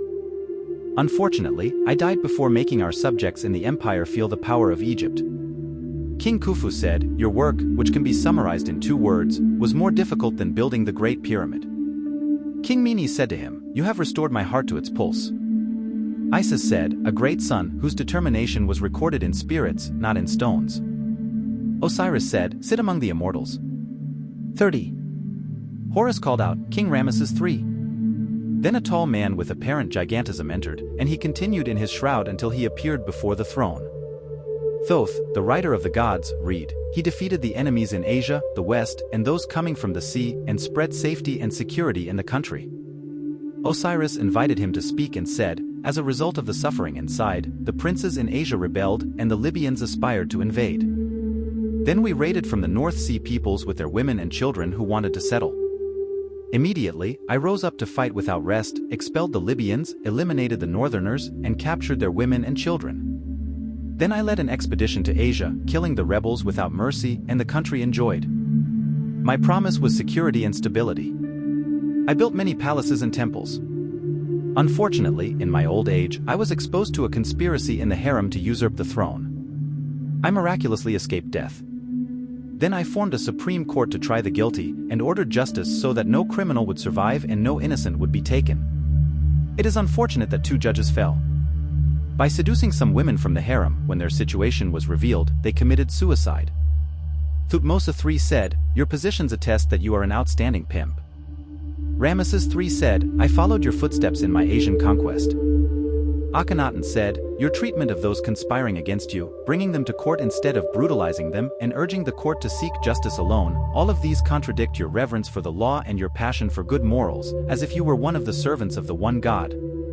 Ramesses III said, I was one of the worshippers of good morals, which is an upbringing in which a believer in the gods grows up. Tahotep said, it is a women's plot. It almost killed a great king and destroyed 2 judges.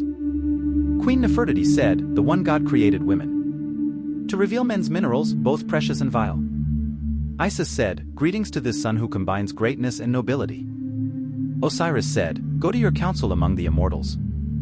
31. Horus called out, Kings Ramses IV, V, 6, 7, 8, 9th, 10th, 11th, and 12th. 9 men of different sizes entered and proceeded in their shrouds until they formed a line in front of the throne. And Thoth, the rider of the gods, they ruled successively for short periods, and none of them had any choice but to maintain his position and exercise his desires. Conditions became turbulent, and corruption spread until Lower Egypt became independent during the reign of the last of them, and Osiris called on them to speak, but they remained silent.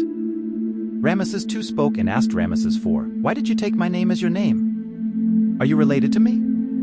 Ramesses IV replied, we took it as a matter of blessing and pride. Ramesses II said, but you did not know his worth, and you did not pay him his due. Isis said, I cannot ask for forgiveness for them, but I ask for mercy for them. Osiris said, go to the place of the insignificant. 32. And Horus called out, ruler Basaban Dad. Then a fat man of average height entered and walked until he appeared before the throne. Thoth, the rider of the gods, he became independent in the rule of Lower Egypt during the reign of Ramesses XII. Conditions became more turbulent at home, and Egypt's influence abroad diminished. Osiris invited him to speak and said, I was one of the notables of Tanis, and I was displeased with the chaos and decadence in Egypt, and it was not in my power to seize the throne, so I took control of Lower Egypt with the hope of bringing it safety and security, and I did my best to do so. Abnam said, I am the best person who understands the language of the notables. It is true that they yearn to achieve security and safety, but for themselves at the expense of the peasants and the unfortunate. King Mina said, "By your actions, you destroyed the unity of the country that I spent my life achieving."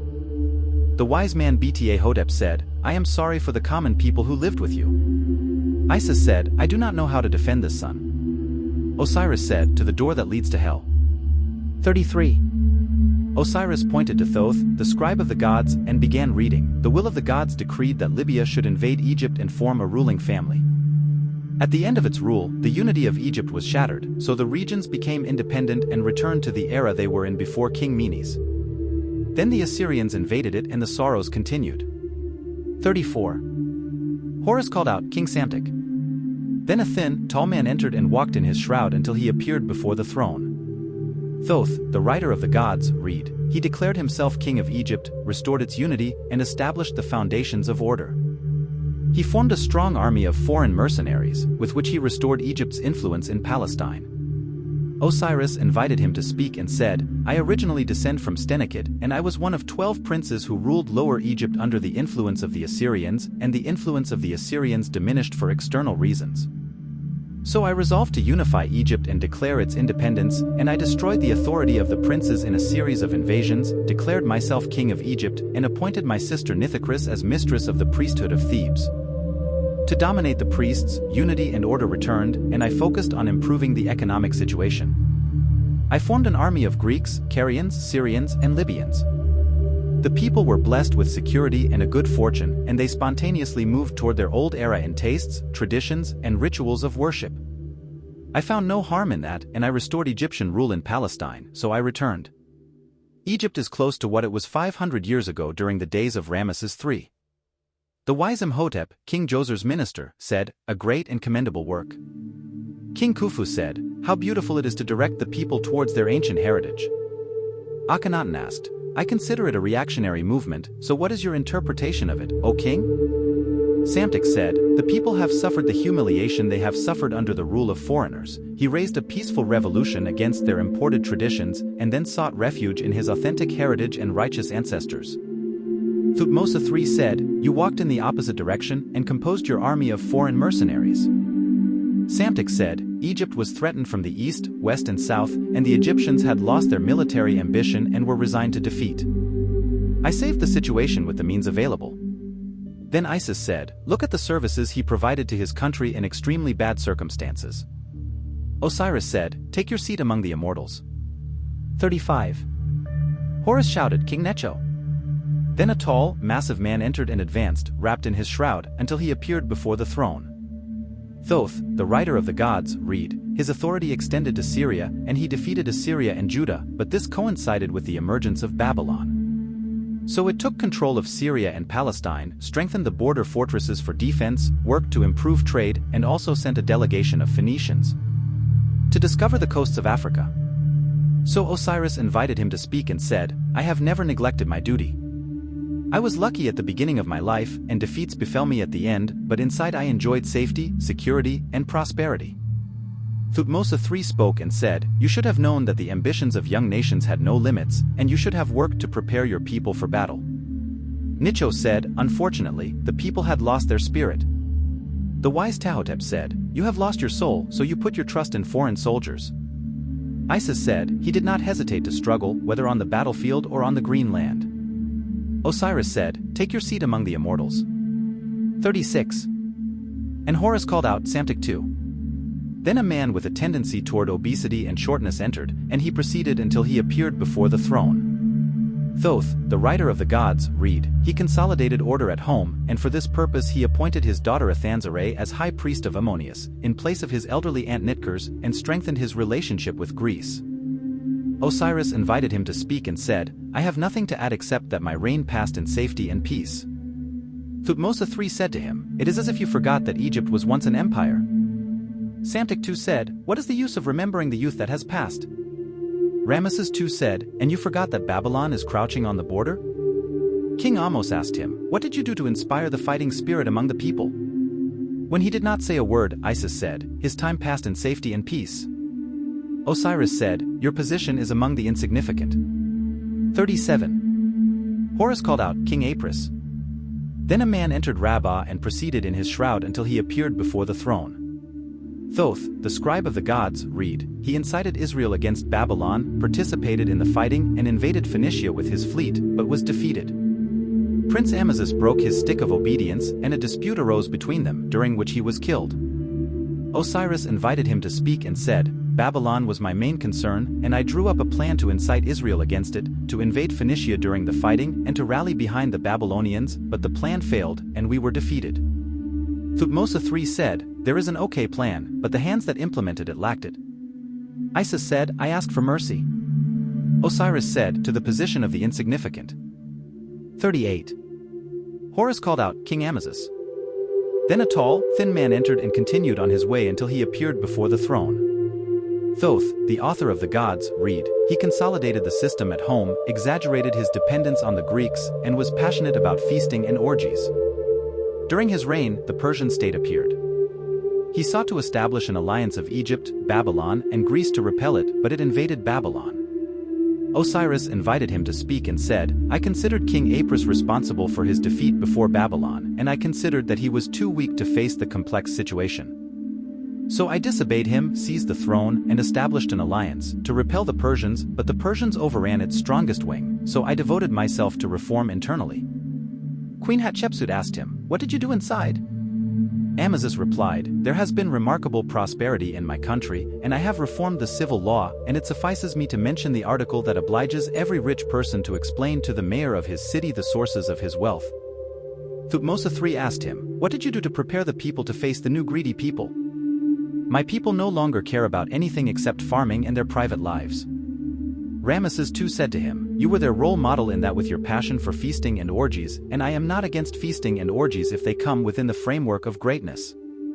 Isis said, his reforms are not to be taken lightly, and he had a wise plan, had it not been for failure.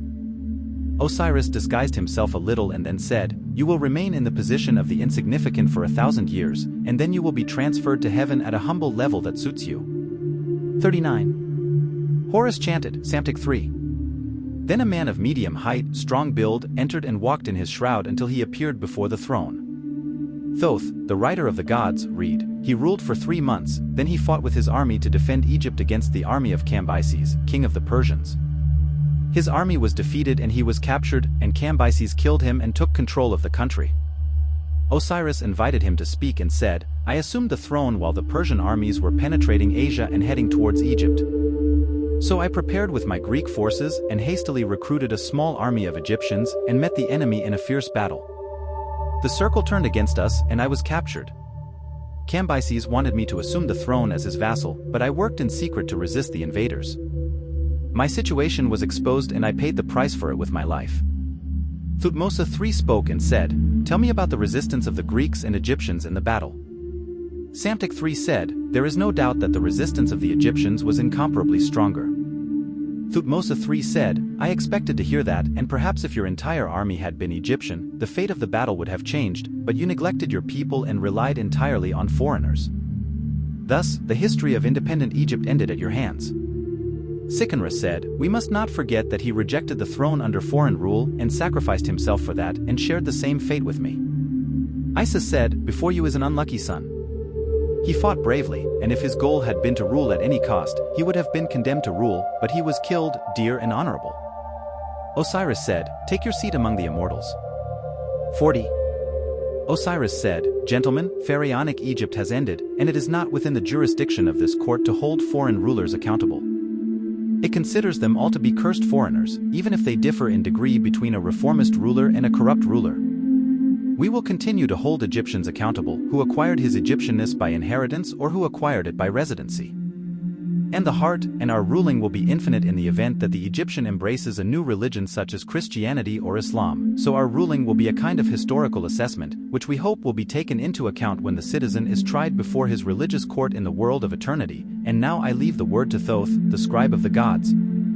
So Thoth, the writer of the gods, read, Egypt ended with gods, pyramids, temples, and enlightening consciences, and the Persians became kings on the golden throne. They worshipped our gods and adored our traditions, but the Egyptians abhorred them. They revolted and liberated, were defeated and enslaved, and Alexander came to us as a conqueror and liberator. Then he inherited Egypt from one of his commanders, and he established a state for his family.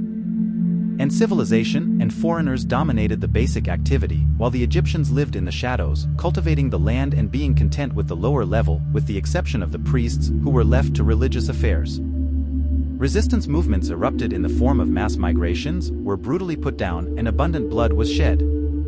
The rule of the Greek dynasty ended during the reign of Queen Cleopatra, and Egypt entered under a new foreign rule, namely Roman rule. It was considered a wasteland for supplying Rome with grains. The situation of the Egyptians worsened the more they revolted against the injustice. Their revolution was suppressed, their blood was shed, and during the reign of the Roman ruler Nero, Christianity entered Egypt. Then a group of Egyptians came to change their religion.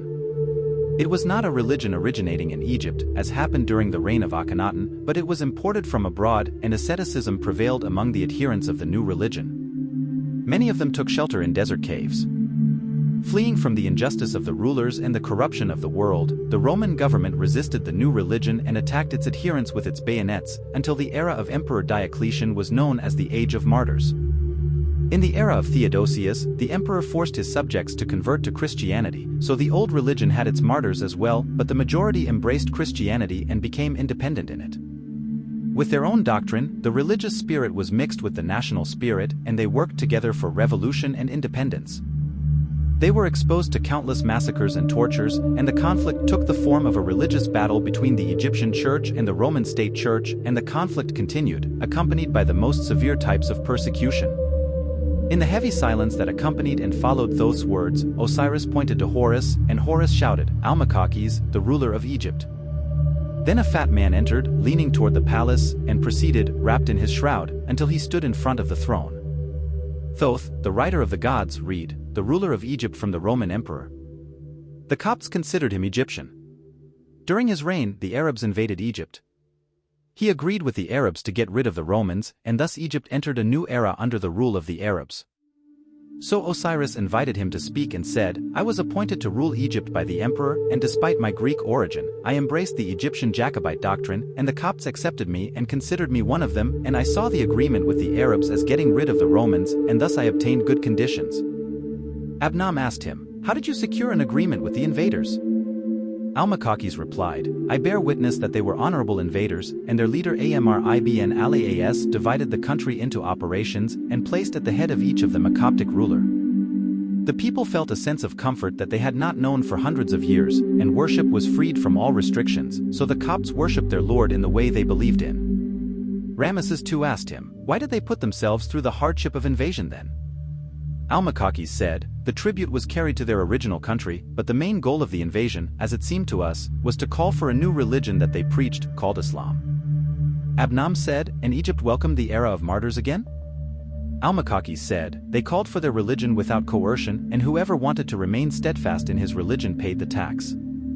Khufu asked him, "What is the difference between this religion and our ancient religion?" They were emphasizing the unity of God. Akhenaten shouted, "This is my religion and this is my God. As long as I believe that I will be victorious in the end, tell me how the people received this religion? Only an insignificant few have embraced it in my life." Abnam said, "Let us stop quarreling about the gods, and tell me what benefited the hardworking peasants." Amr ibn Al-As abolished many arbitrary taxes. The conditions of the poor improved. Isis said, "This man's policy towards my children has brought undeniable goodness." Osiris said, "He will be given a certificate of recommendation, perhaps it will benefit him before his religious court." 41. Horus chanted, "Patriarch Benjamin." A thin man of average height enters and steps forward until he appears before the throne. Thoth, the writer of the gods, read, the Coptic patriarch, persecution forced him to isolate himself in the desert. Amr ibn Al-As released him by declaring freedom of worship and expelling him to the Romans. Osiris invited him to speak and said, "Doctrine is man's honor, dignity, and path to God. I endured the Roman persecution I endured, and did not waver from my faith. Then I went to the monastery, protesting against the human fall into the abyss of injustice and corruption, and God decreed that Egypt should fall into the hands of the children of Ishmael, and to provide people with freedom of worship, so I returned to the papal seat in Alexandria and exercised the spiritual leadership of the Copts." Thutmose III said, "The ultimate goal of the Egyptian is to win a fair foreign invader. Patriarch Benjamin said, "Our people have been working in their villages for nearly 1,000 years and have been subject to foreign dynasties that rule them by force of arms." Abnam asked him, "Did you not exploit your spiritual authority to awaken the people?" The patriarch said, "I witnessed a new conqueror who allowed us freedom of belief and eased the burdens on the poor. He did not try to force us to convert to his religion, so the time was not appropriate to spread the spirit of rebellion." Isis said, "There is no blame on the man, he lived in a time when his passion was with others." Osiris said, "Our court has nothing to charge you with." 42. And Horus called, the Egyptian Athanasius. Then a thin man of average height entered and walked in his shroud until he appeared before the throne. Osiris said, "This court was established to hold the Egyptian rulers accountable. This man is not a ruler, but he represents the return of the Egyptians to the government, so his testimony is not without historical value." He invited Athanasius to speak and said, "I worked as a translator from Coptic to Arabic, when Coptic was the language of the Chronicles, and Egypt lived in peace and security until the era of Caliph Uthman, over whose policy the Muslims were divided, and they entered into a dispute that ended with his killing, and the Arabs in Egypt were accordingly divided into two groups. Supporters of Othman and opponents of him, and wars broke out between the two groups from which the Egyptians who took place in their country suffered, and the matter intensified when wars broke out between the Arabs over the caliphate, until they led to a caliph called Muawiyah, and rulers of his followers took charge of Egypt. In general, we have never had a ruler who was kinder to us than Amr ibn al-As. During the reign of the ruler Abdul Aziz ibn Marwan, brought about some reforms, but imposed a dinar tax on the priests after they had been exempt from taxes. He also imposed 3,000 dinars on the patriarchs annually. The wise Imhotep asked him, what was the reaction of the priests and patriarchs? It was a Christian reaction based on love, peace, and transcendence of worldly demands. Akhenaten said, "They did not organize a revolution like their ancestors did with me." Athanasius said, "Despite this, conditions were considered good when compared to what they were in the days of the Romans, but we Copts were upset when we learned that some of us had converted to the new religion, and it seemed to us that they had disbelieved in order to avoid paying the tax, but they claimed that Islam was nothing but a sect of Christianity. And whoever embraces it is not an infidel." King Khufu said, "You have paved the way for them by changing your first religion, so you have dedicated the year of playing with belief." Akhenaten said, "A person cannot be blamed for changing his religion if his motive is closeness to the one of glory and light, but I am amazed at how the Arabs were guided to my God, while my people rejected him generation after generation." Isis said, "I do not find any reason to defend this son, as long as no one accuses him of anything." Osiris said, "We hope for you, Athanasius, a good ending before your Christian court." 43. Horus chanted, "Master Antnash." Then a man entered Rabbah and proceeded until he appeared before the throne. Osiris invited him to speak and said, "I took charge of writing in Coptic so that I could explore it. During the rule of Abdullah, my brother, Caliph al-Walid bin Abdul Malik, a decision was issued to replace the Coptic language with the Arabic language. So I was removed from my job and a man from Homs took over. Our ruler was known to accept bribery despite his religion forbidding it. Qurra bin Sharik took over after him, and he was unjust and unjust. He despised our beliefs to the point that he would sometimes break into churches and stop prayers." Abnam asked, "Where did Amr bin al-As agreement go?" Antnash said, "How quickly the rulers forget their religion." Abnam asked him, "What did the people do?" "We had no ability to resist the ruling authority." Ramesses II said, "I regret the rule of the pharaohs." Abnam said to him, "I am truly sorry for the rule of the people in the period that you erased from history. As for the pharaohs, their abundance was harsher on the people than the foreigners." Ramesses II said, "I do not allow." But Osiris interrupted him saying, "I am the one who allows or does not allow." There was silence for quite a while, then Osiris said, addressing Antinash, "May success accompany you before the Christian court." 44. Horus chanted, Demiana Suephia. Then a woman of medium height entered and advanced until she appeared before the throne. Osiris invited her to speak, and she said, "A peasant woman from Beni Suf. I was widowed and am the mother of a young son." The person in charge of the tax was Osama bin Yazid, and he was known for injustice and cruelty. He ordered that every priest wear an iron ring on his finger with his name engraved on it, which he took from the tax collector as a sign that it was free. He frowned and threatened anyone who violated this with the cutting off of his hand. He also imposed a tax of 10 dinars on everyone who rode the Nile. Living conditions forced me to travel in a sailboat, and it happened that my son was dangling to drink and a crocodile snatched him with the travel ticket. At the arrival station, they asked me for the ticket, but I was not released. Despite the testimony of witnesses, I sold what was in my hands. The wise Tahotep said, "The religion is Islamic and the government is Roman." Abnam said, "Except for the period of darkness, the farmer has known nothing but injustice, regardless of the name and nationality of the oppressor." Demiana said, "The people ran out of patience and gathered in revolt, and the revolution continued until the caliph died in Damascus. Things calmed down with the hope of changing the policy." Abnam said, "May the gods bless you for the first good news we hear." Osiris said, "I hope you find justice in your court." 45. Horus called Hajj Ahmed al-Manyawi. Then a tall, strong man entered and advanced until he appeared before the throne. Osiris invited him to speak and said, "Originally from the family of Michael al-Manyawi, God guided me to Islam, so I converted to Islam, learned the Arabic language, memorized the Holy Quran, and worked as a teacher. Then God enabled me to perform the Hajj obligation, and in my days, Omar bin Abdul Aziz assumed the caliphate, and he was one of the rightly guided caliphs. Like the early Muslim caliphs, the Copts complained to Usama bin Yazid. So he ordered his removal, then he was arrested, and he was carried to the caliph in shackles. He died on the way, and Ayyub bin Sharhabil took his place. He was a pious man. He compensated the Copts for the injustice they suffered. Akhenaten asked him, "Why did you convert to Islam?" Faith explodes in the heart without any prior warning. Akhenaten said, "You are right and no expert will believe you, but didn't my songs have anything to do with that?" Osiris said, "Your name was not known until 1,000 years after his time." King Khufu said, addressing Ahmed, "Perhaps you wanted to get rid of the tribute." Ahmed said, "Never." The army commander, Hayyan bin Shurayh, used to demand that those who converted to Islam pay the jizya, and when that news reached the caliph, he ordered him to raise it. He also ordered that he be beaten with 20 lashes, and told him that God had sent Muhammad as a guide and not a collector. Osiris said, "May success accompany you before your Islamic court." 46. Horus called Simon al-Jarjawi. Then a man entered and advanced until he appeared before the throne. Osiris invited him to speak and said, "A blacksmith from a family of blacksmiths." At the beginning of the caliphate of Hisham bin Abd al-Malik, the Copts staged a revolution and I participated in it and I lost my life in one of its battles. Our affairs were handled by Hanzala bin Safwan, who was unjust and oppressive and was not satisfied with the taxes imposed on people. He imposed taxes on animals, and he was dismissed because of this after the revolution was suppressed. Abnam said, "I salute you as a revolutionary among our people, but I wonder what thwarts revolutions?" Simon al-Jarjawi replied, "The power of the caliphate is invincible, and we were a defenseless people who had lost their fighting spirit, and we had also lost the participation of our brothers who converted to Islam and devoted their hearts to the caliphate." Abnam said, "This is an invasion from within that has never happened before."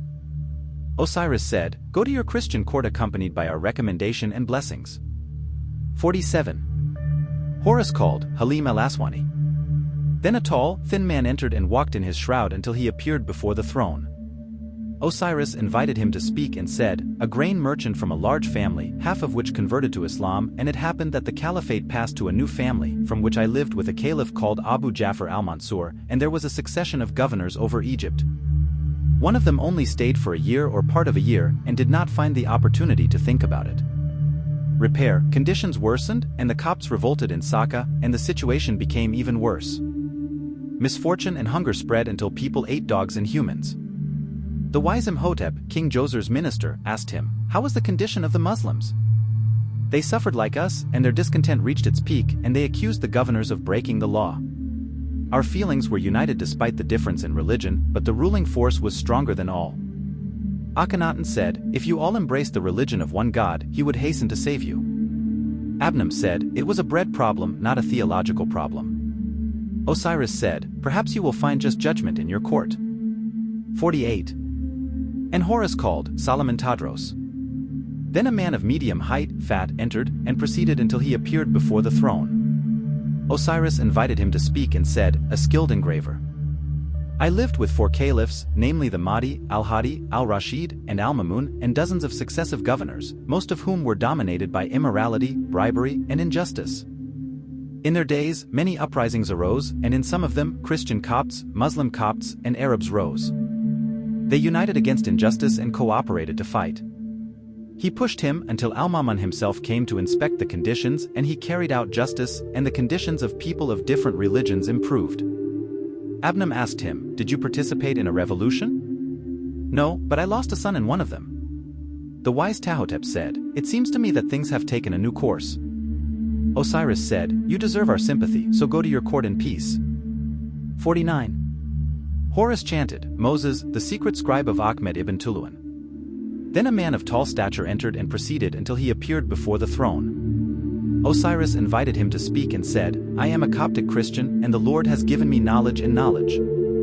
So the governor, Ahmed bin Tuluan, chose me as his secret secretary, and he was not an Arab, and things turned out to be his succession to Al-Mu'tamid bin al-Mutawakkil. He worked to consolidate his rule as if Egypt had regained its independence. He even annexed Syria and parts of Asia Minor to his rule and devoted himself to reform, construction, righteousness, and establishing justice until his umbrella spread over Muslims, Christians, and Jews. Tongues praised him, and he sat for 2 days complaining, just as the rightly guided caliphs did. Therefore, when his illness became severe, everyone went out to pray for him on Mount Mokattam, the Muslims with their Quran, the Christians with their Bible, and the Jews with their Torah. The wise Tahotep asked him, "Did the Coptic Christians benefit from your status with the governor?" Musa replied, "His choice of me was evidence of his belief in equality between sections. So I embraced his belief in equality, and even when I nominated Christian engineers to build forts and mosques, I was meticulous without bias, and a just ruler extracts the best from the folds of his assistants by setting an example for them." The wise Imhotep, Djoser's minister, asked him, "How were the relations between the sects?" "In the best possible way, and as it should happen under a just ruler." During his reign, Egypt became one people with 3 religions, and Islam began to spread and the number of its adherents increased. Thoth, the scribe of the gods, asked permission to ask his question, and when he gave him permission, he said, "Why was Patriarch Michael imprisoned on the way to the Church of Alexandria?" Musa replied, "It was not his fault, but it was an intrigue by a spiteful bishop called Saka, who claimed to Ibn Tuluan that the Patriarch was hoarding a huge fortune that he had no need for. Ibn Tuluan asked him to donate some of his wealth in a situation where the governor was rushing to defend foreign armies, so the Patriarch apologized for his inability. He imprisoned him on charges of treason, and when his son Kamaraway took over after him, the face of the truth became clear to him. So he released him and returned him with honor, and Ibn Tuluan's successors were not as strong and decisive as him. Their state changed, and Egypt returned to looking forward to tomorrow with wary eyes. Osiris said, "You presented a bright page. May peace be with you." 50. Horus chanted, Ali Sundus. A strong man of average height entered and went until he appeared before the throne. Osiris invited him to speak and said, "Saka, I lived most of my life under the Ikhshidid state, and Egypt had returned to the Abbasid Caliphate, and dozens of governors poured out grievances on the Egyptians, not distinguishing between Christians and Muslims, until Muhammad Atfi, a Mamluk from the lineage of the Fergana kings, took over our affairs. So he became independent in Egypt and called himself Al-Ikhshidi, as was the custom among the kings of Fergana. He repelled Egypt's covetous people and, with every campaign, he asked the Christians for help. Then he devolved power to his minister, the eunuch Kafir, who called himself Al-Ikhshidi, and during his reign Egypt ruled the Hijaz and the Levant, and he pursued corrupt employees and conditions improved during his reign." Ramses II asked him, "How did you accept being ruled by a Mamluk and a eunuch?" Ali Sundos replied, "What mattered to us as Muslims was that we be governed by a just Muslim ruler, and a just servant is better than an unjust prince." Ramesses II asked, "How can a slave surpass a prince?" Akhenaten replied, "Thanks to the worship of one God, I called for equality between human beings in my life, but I was driven crazy." Osiris said, "May peace accompany you to your Islamic court." 51. Horus shouted, Ibn Kalakas. Then a man of short stature, with a tendency to obesity, entered and walked until he appeared before the throne. Osiris invited him to speak and said, "I am Abu al-Fath Nasrallah bin Abdullah, known as Ibn Kalakas al-Lakhmi of Alexandria, nicknamed the Most Honorable Judge." Osiris said, "It is a name longer than the name of any pharaoh."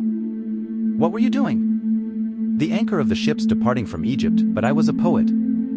I visited Morocco and Sicily, and praised their princes just as I praised the Fatimids and the kings of Yemen. Egypt was my country, Islam was my country, and praise was my livelihood. Among that is my poem in praise of Yasser bin Bilal, which begins, 'Travel if you want as much.'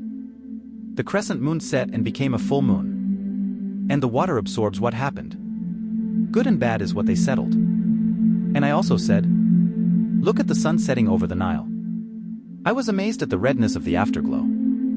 Osiris said, tell us about your time. As for poetry, it has another court. Ibn Khalaqis said, the Ikhshid state represented, so the Fatimids took control of Egypt without war and built Cairo and Al-Azhar. During their days, administration improved and livelihoods were abundant. When Al-Mu'izz came to the religion of God, he received the elite of the people, and among them was Abdullah bin Tabataba, the writer and scholar, so he asked the caliph, to whom does our Lord belong? The caliph drew half his sword and said, this is my relative. He sprinkled gold on them and said, this is enough for me. They all said, we heard and obeyed. Abnam asked him, why did you not become independent in your country after the collapse of the Ikhshid state? Ibn Khalaqis replied, why do we become independent when there is more than one Muslim caliph? The Muslim does not care about independence and only wants a strong and just Muslim ruler, and we found this among the Fatimids. And you pledged your pledge of obedience before the sword and gold? Can a state be established without them? The era of the Fatimids was full of science, art, and construction, and Christians enjoyed confidence and security, but the era of Al-Hakim by Amr Allah is unforgettable. Contradictions collided in it. At one time, he did justice to the Muslims and persecuted the Copts, another time he did justice to the Copts and persecuted the Muslims, and a third time he persecuted everyone. Then their reign was concluded with a devastating famine that robbed people of awe and glory and afflicted the people with adversity. Osiris said, go in peace to your court. 52. Horus called, Minister Karakush. Then a man entered Rabbah and proceeded until he appeared before the throne. Osiris invited him to speak and said, the state of the Fatimids represented, so Saladin al-Ayyubi came to Egypt to establish a new state, the Ayyubid state, and I worked under his wing as a minister, and I witnessed his internal reforms, including organizing the administration, reducing taxes, and establishing justice. I also witnessed his external achievements, such as his unification of the Arabs, fighting foreign Christians and defeating them, and his standing among the knights as an example of courage, chivalry, and greatness. I investigated all my deeds are good and just, but I am unjustly known for being unjust. This is as a result of my having to demolish the homes of many people while I was building the Cairo wall. Adel was not known for injustice as I was. After asking permission, Thoth, the scribe of the gods, asked him, did you not attack the stones of some of the pyramids to build your wall with them without respecting those who left behind? I extracted it from pagan monuments, to erect buildings therein for the sake of God and his messenger. Khufu said, the grandchildren forgot the religion of the ancestors and were busy with their present. Akhenaten said, it is enough for them that they believe in my God. Karakush said, Saladin's successors were not at his level and the Christians of the north came to destroy their glory. Damietta was destroyed, Rashid was tortured, men were killed, and women were violated, but in the end they were defeated and left the country. Isis said, and a country has gone with its good and bad. Osiris said, go to your court with gratitude. 53. And Horus called, Al-Shihab al-Kafaji. Then a short, obese man entered and walked forward until he appeared before the throne. Osiris invited him to speak, and he said, I was born in Syracuse, and I became a man of language and literature. I am the one who said, his reluctance always overwhelms me. Patience has many soldiers. Nashwan is messing with me as well. His promises messed with my hopes. I lived through the time of the Mamluks, who were acquired by the Ayyubids for their beauty, and then raised them well to serve them, so they inherited the kingship from them, and there were great sultans among them. Their Islam was good. They loved justice and order and built buildings. They were the ones who repulsed the Tatars and purified the lands of Islam from the Crusaders, but most of them were immoral and greedy. The people suffered torture, poverty and humiliation at their hands. Thutmose III said, I did not imagine that the Mamluks would have an era. The wise Tahotep said, you spoke about love as poetry. Did not the torment of people stir your poetic conscience? Al-Shihab al-Kafaji said, in a letter to me, I said about the people of high resolve have gone, and only those who are proud of the worn-out ruins remain, the spirit of shame, the result of blame, and the successor of the owl. And if the endurance and silence lasts for a long time, how much the sky has wept over a land that has lost a loved one, and has been helped by clouds that have wept lamentably. Thus, the people of Egypt went through hundreds of years of torment and humiliation, and had it not been for Islam, they would have perished and been exterminated. Abnam asked him, What did you say about the Mamluks? I could not expose my neck to their swords. The wise Imhotep asked him, what was the role of Islam that you referred to?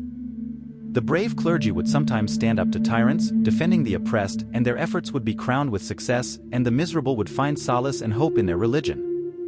Osiris looked at the immortals on their seats and said, Gentlemen, I feel your sadness and anger, and I would like to inform you that the court will, upon completion of its work, send a call to the two courts, the Christian and the Islamic, to impose the most severe punishments on all the unjust rulers who ascended the throne of the pharaohs. Then he looked at Al-Shihab al-Kafaji and said, Go in peace to your court, without our recommendation or condemnation. 54. Thoth, the writer of the gods, said, When the Mamluk state came, Egypt fell as spoils into the hands of the Ottoman state, and hundreds of pashas succeeded it as governors, and the Ottoman army and the rest of the Mamluks participated in ruling the country. The country only knew rare and moderate comfort and progress in passing periods, and then conflict arose between the powers. The ruler, assassination and treachery spread, and the people sank into worry, humiliation, and ignorance, and this continued for another few hundred years. Horus called out, Ali Bey the Great. Then a man of great height and strength entered, and proceeded in his shroud until he appeared before the throne. Osiris said, You are the first foreign ruler whom we have summoned to our court because his policy contained a clear Egyptian tendency that had not been touched before, and here I invite you to speak. Ali Bey al-Kabir said, I was originally one of the Mamluks of Ibrahim Kakiya, so he distinguished me for my courage, so I became one of the few beys, then I was promoted to sheikh of the country, and at that time I thought about independence in Egypt from the Ottoman Empire, and what I wanted was accomplished for me, and I quickly reduced the taxes, established justice, and faithfully implemented the rule of Islam. The people of Egypt, Muslims, Christians, and Jews, enjoyed peace and security, and I extended my authority to include the Arabian Peninsula, the Levant, and Nubia. Had it not been for the betrayal of Abu al-Dahab, one of my close Mamluks, Egypt would have had a fate other than that, and I died honorably as I lived honorably. Akhenaten spoke and asked him, Isn't your independence in Egypt considered a disruption of the unity of Islam, the religion of the one God? Ali Bey al-Kabir said, The Ottomans were practicing injustice and corruption under the slogan of a false Islam, and I was horrified by the torment that the people of Egypt were facing. I did not find a way to make them happy under true Islam except by liberation from the bondage of the Ottomans. Thutmose III said, I graciously began to recover some of my empire. Amenemhat I said, You did not benefit from my will, which I wrote down following a conspiracy that was hatched in my palace by those closest to me, and I almost perished as a victim of it. Ali Bey al-Kabir said, The truth is that I did not hear about it, and I had enough in the book of God and the Sunnah of his messenger, had it not been that caution does not save me from fate. Osiris said, You deserve the seat of immortality with us, and this will be recorded in our recommendation of you. 55. Horus chanted, Mr. Omar Makram. Then a man of short height but above average, with a straight build, entered, and he continued in his shroud until he appeared before the throne. Osiris invited him to speak and said, I was born in Asiat and I received education, morals, and religion at the hands of the elite. Then I took over the Nobles Guild, and I continued to deter the forces in defense of the tortured people. When the French came to invade our country, I called on the people to fight and walked in their vanguard, but our armies were defeated and the French occupied Cairo. They chose me to be a member of the Diwan, but I rejected it with pride, and I immigrated to Syria, leaving my money and property exposed to plunder. When the French invaded Syria, Napoleon returned me to Egypt with honor, but I retired to my home, and when Cairo revolted, I was at the head of its revolution. When it was cruelly put down, I emigrated from Egypt again, and I did not return except after the French evacuated. I led the revolt against the Mamluks and the Turkish governor, and I pledged allegiance to a new ruler because of his inclination towards the Egyptians and his inclination towards justice and integrity. I resisted even that ruler because he forgot his pledge to us. I was exhausted and my life in exile ended. Abnam spoke and said, You are a member of the people. He dedicated his life to defending the people. He called on them to fight for the first time since my blessed revolution.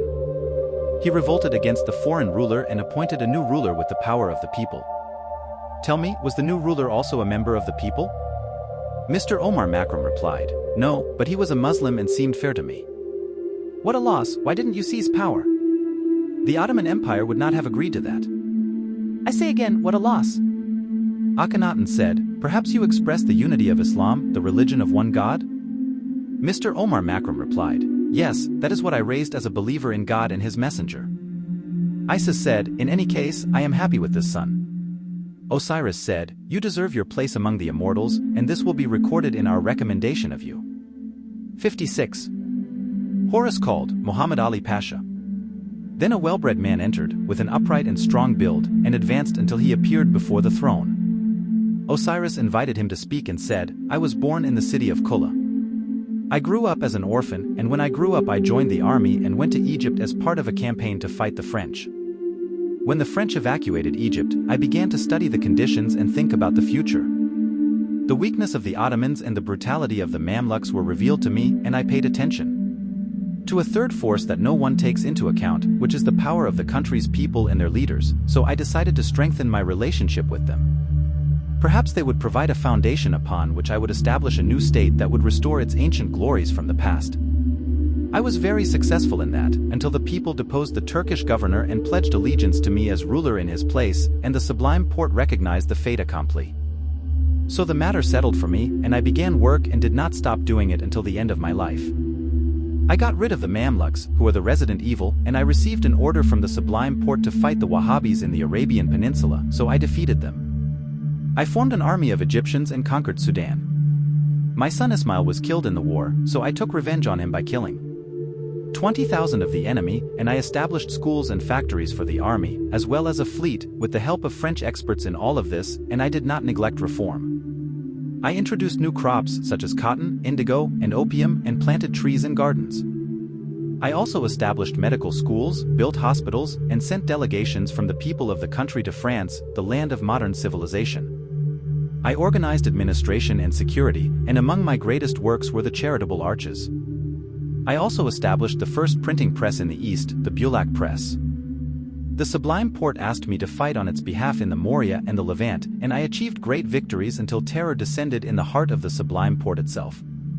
He wanted to stop me, but I fought him and invaded his country, and almost seized his capital had it not been for the intervention of foreign countries that feared that the Islamic State would be renewed at my hands, and they plotted. The countries were against me, and they forced me to submit to the Sublime Porte in exchange for making Egypt hereditary in my household. I was forced to liquidate the army and many schools and factories. The country's condition worsened, and I could not bear the end, so I lost my mind and then my life. Khufu said, "It is as if it is a new pharaonic family, despite its foreign origin." Thutmose III said, "You have restored my empire, and I bear witness to your leader's skill, but you lost it during your lifetime, as it is the shortest-lived empire in history. I am amazed at how you killed 20,000 to avenge your son, as if you had not heard about my wise policy in the conquered nations?" Muhammad Ali said, "I had not heard of it, and no one was interested in your antiquities before the scholars of the French expedition became interested in it and solved the mysteries of its language, but I was inspired by my own wisdom from direct dealing with human beings." Thutmose III said, "I bear witness to your greatness, and in light of that I understand your arrogance, and I would have tolerated you if it were not for the quick and unfortunate end that your empire led to. This means that your awareness, despite your intelligence, was incomplete. You did not understand the dimensions of the international situation well, so you challenged him without knowing it. You have exposed yourself to a force beyond your control. I thought that France would stand by my side until the end." The wise Tahotep said, "This also does not protect you from the suspicion of short-sightedness." Muhammad Ali said, "There was a good opportunity to renew the Islamic State from the standpoint of young Egypt." Akhenaten said, "I fully realize that. I salute your ambition to revive the one-man state." King Khufu said, "I wish you had invested your genius and dreams in strengthening Egypt and were satisfied with that." Abnam said, "Your faith in the people was not complete, nor was your love for them enough to make you put your real effort into reviving and supporting them. You used the farmer for the sake of the land and the state, and every institution should have been directed to serving the people, but only those who were like me think in this way, and no matter what. No matter what, I will never forget your merit in pushing the peasants into the arena of administration, politics, the military, and science." Here Isis said, "For this reason, I consider this foreign ruler to be one of my sons." Osiris said, "If this court were the one who decided to decide your fate, I would direct you with harsh criticism and a hurtful rebuke, then I would preserve for you your right to your seat among the immortals, and we will submit a report regarding you to your Islamic court noting your great deeds, and it will be considered, in its entirety, as a recommendation for your person from Egypt and its gods." 57. Horus called Ahmed Orabi. Then a man of very tall and plump body, of sobriety and dignity, entered and advanced until he appeared before the throne. Osiris invited him to speak and said, I memorized the Quran at a young age in my village in Sharkia, and I joined the army at the age of 14 and reached the rank of Qaim Makam. I was the first Egyptian to reach this rank, and the high ranks were reserved for Circassians, and the Egyptian was despised in his homeland. I convinced some colleagues to demand the dismissal of the biased Circassian Minister of War. We were arrested, and the national soldiers revolted until we were released, and I felt the injustice the people were suffering from. So I moved with the army to Abdeen Palace and demanded that the Khedive drop the ministry and form a parliament. He said to me, I inherited the kingship of this country, and you are nothing but slaves of our benevolence. So I said, God created us free and did not create us with heritage or property. By God, besides whom there is no God, we will not be inherited. We will not be enslaved after today. We defeated the enemies of the people, and a parliament and a national ministry were formed. Then foreign countries intervened to prevent the Egyptians from taking charge of their affairs for fear of harming their interests. The Khedive and some opportunists betrayed the country. They agreed with our English enemies, and we defended our homeland with everything we had, but we were defeated, tried, and sentenced to life exile and the confiscation of our property. King Khufu spoke and said, but you challenged the one sitting on the throne and addressed him in a way that kings are not addressed to. Osiris said, times have changed, O king. Kings no longer rule on behalf of the gods, but in partnership with the peoples. Khufu said, the participation of peasants in governance means chaos. Abnam said, rather, it is a major leap into the paths of goodness. Ahmed Orabi said, the Khedive and his men were from a foreign element. King Menes said, the unity of Egypt was based on various human elements, all of whom integrated into the homeland and were loyal to the throne. Ahmed Orabi said, I only fought the elements that refused to integrate, and the evidence for that is that my party was not devoid of patriots of Circassian origin. Abnam asked him, why did you not kill the Khedive and form a new family of popular origin? My goal was to liberate the people and involve them in bearing responsibility. Abnam said, it would have been better to kill him, but in any case you are the one who has the credit for defending the people's rights. Thutmose III spoke and said, the situation required military leadership of extraordinary genius, and unfortunately none of that was prepared for you. Ahmed Orabi said, I did my best. Ramesses II said, you should have fought to the death among your soldiers. Abnam said, you should have eliminated all your enemies to eliminate treason in its bud. Akhenaten said, you are a good-hearted man, so the fate destined for good hearts has come upon you. The wise Tahotep said, this is how you revolted for the freedom of the people, so you imposed a foreign occupation on them. Here Isis said, this is a son whose heart is filled with good intentions. He gave his people the unlimited love and limited abilities he possesses. The enemies conspired to liquidate his revolution, but they were unable to eradicate the seed that he planted in the good land.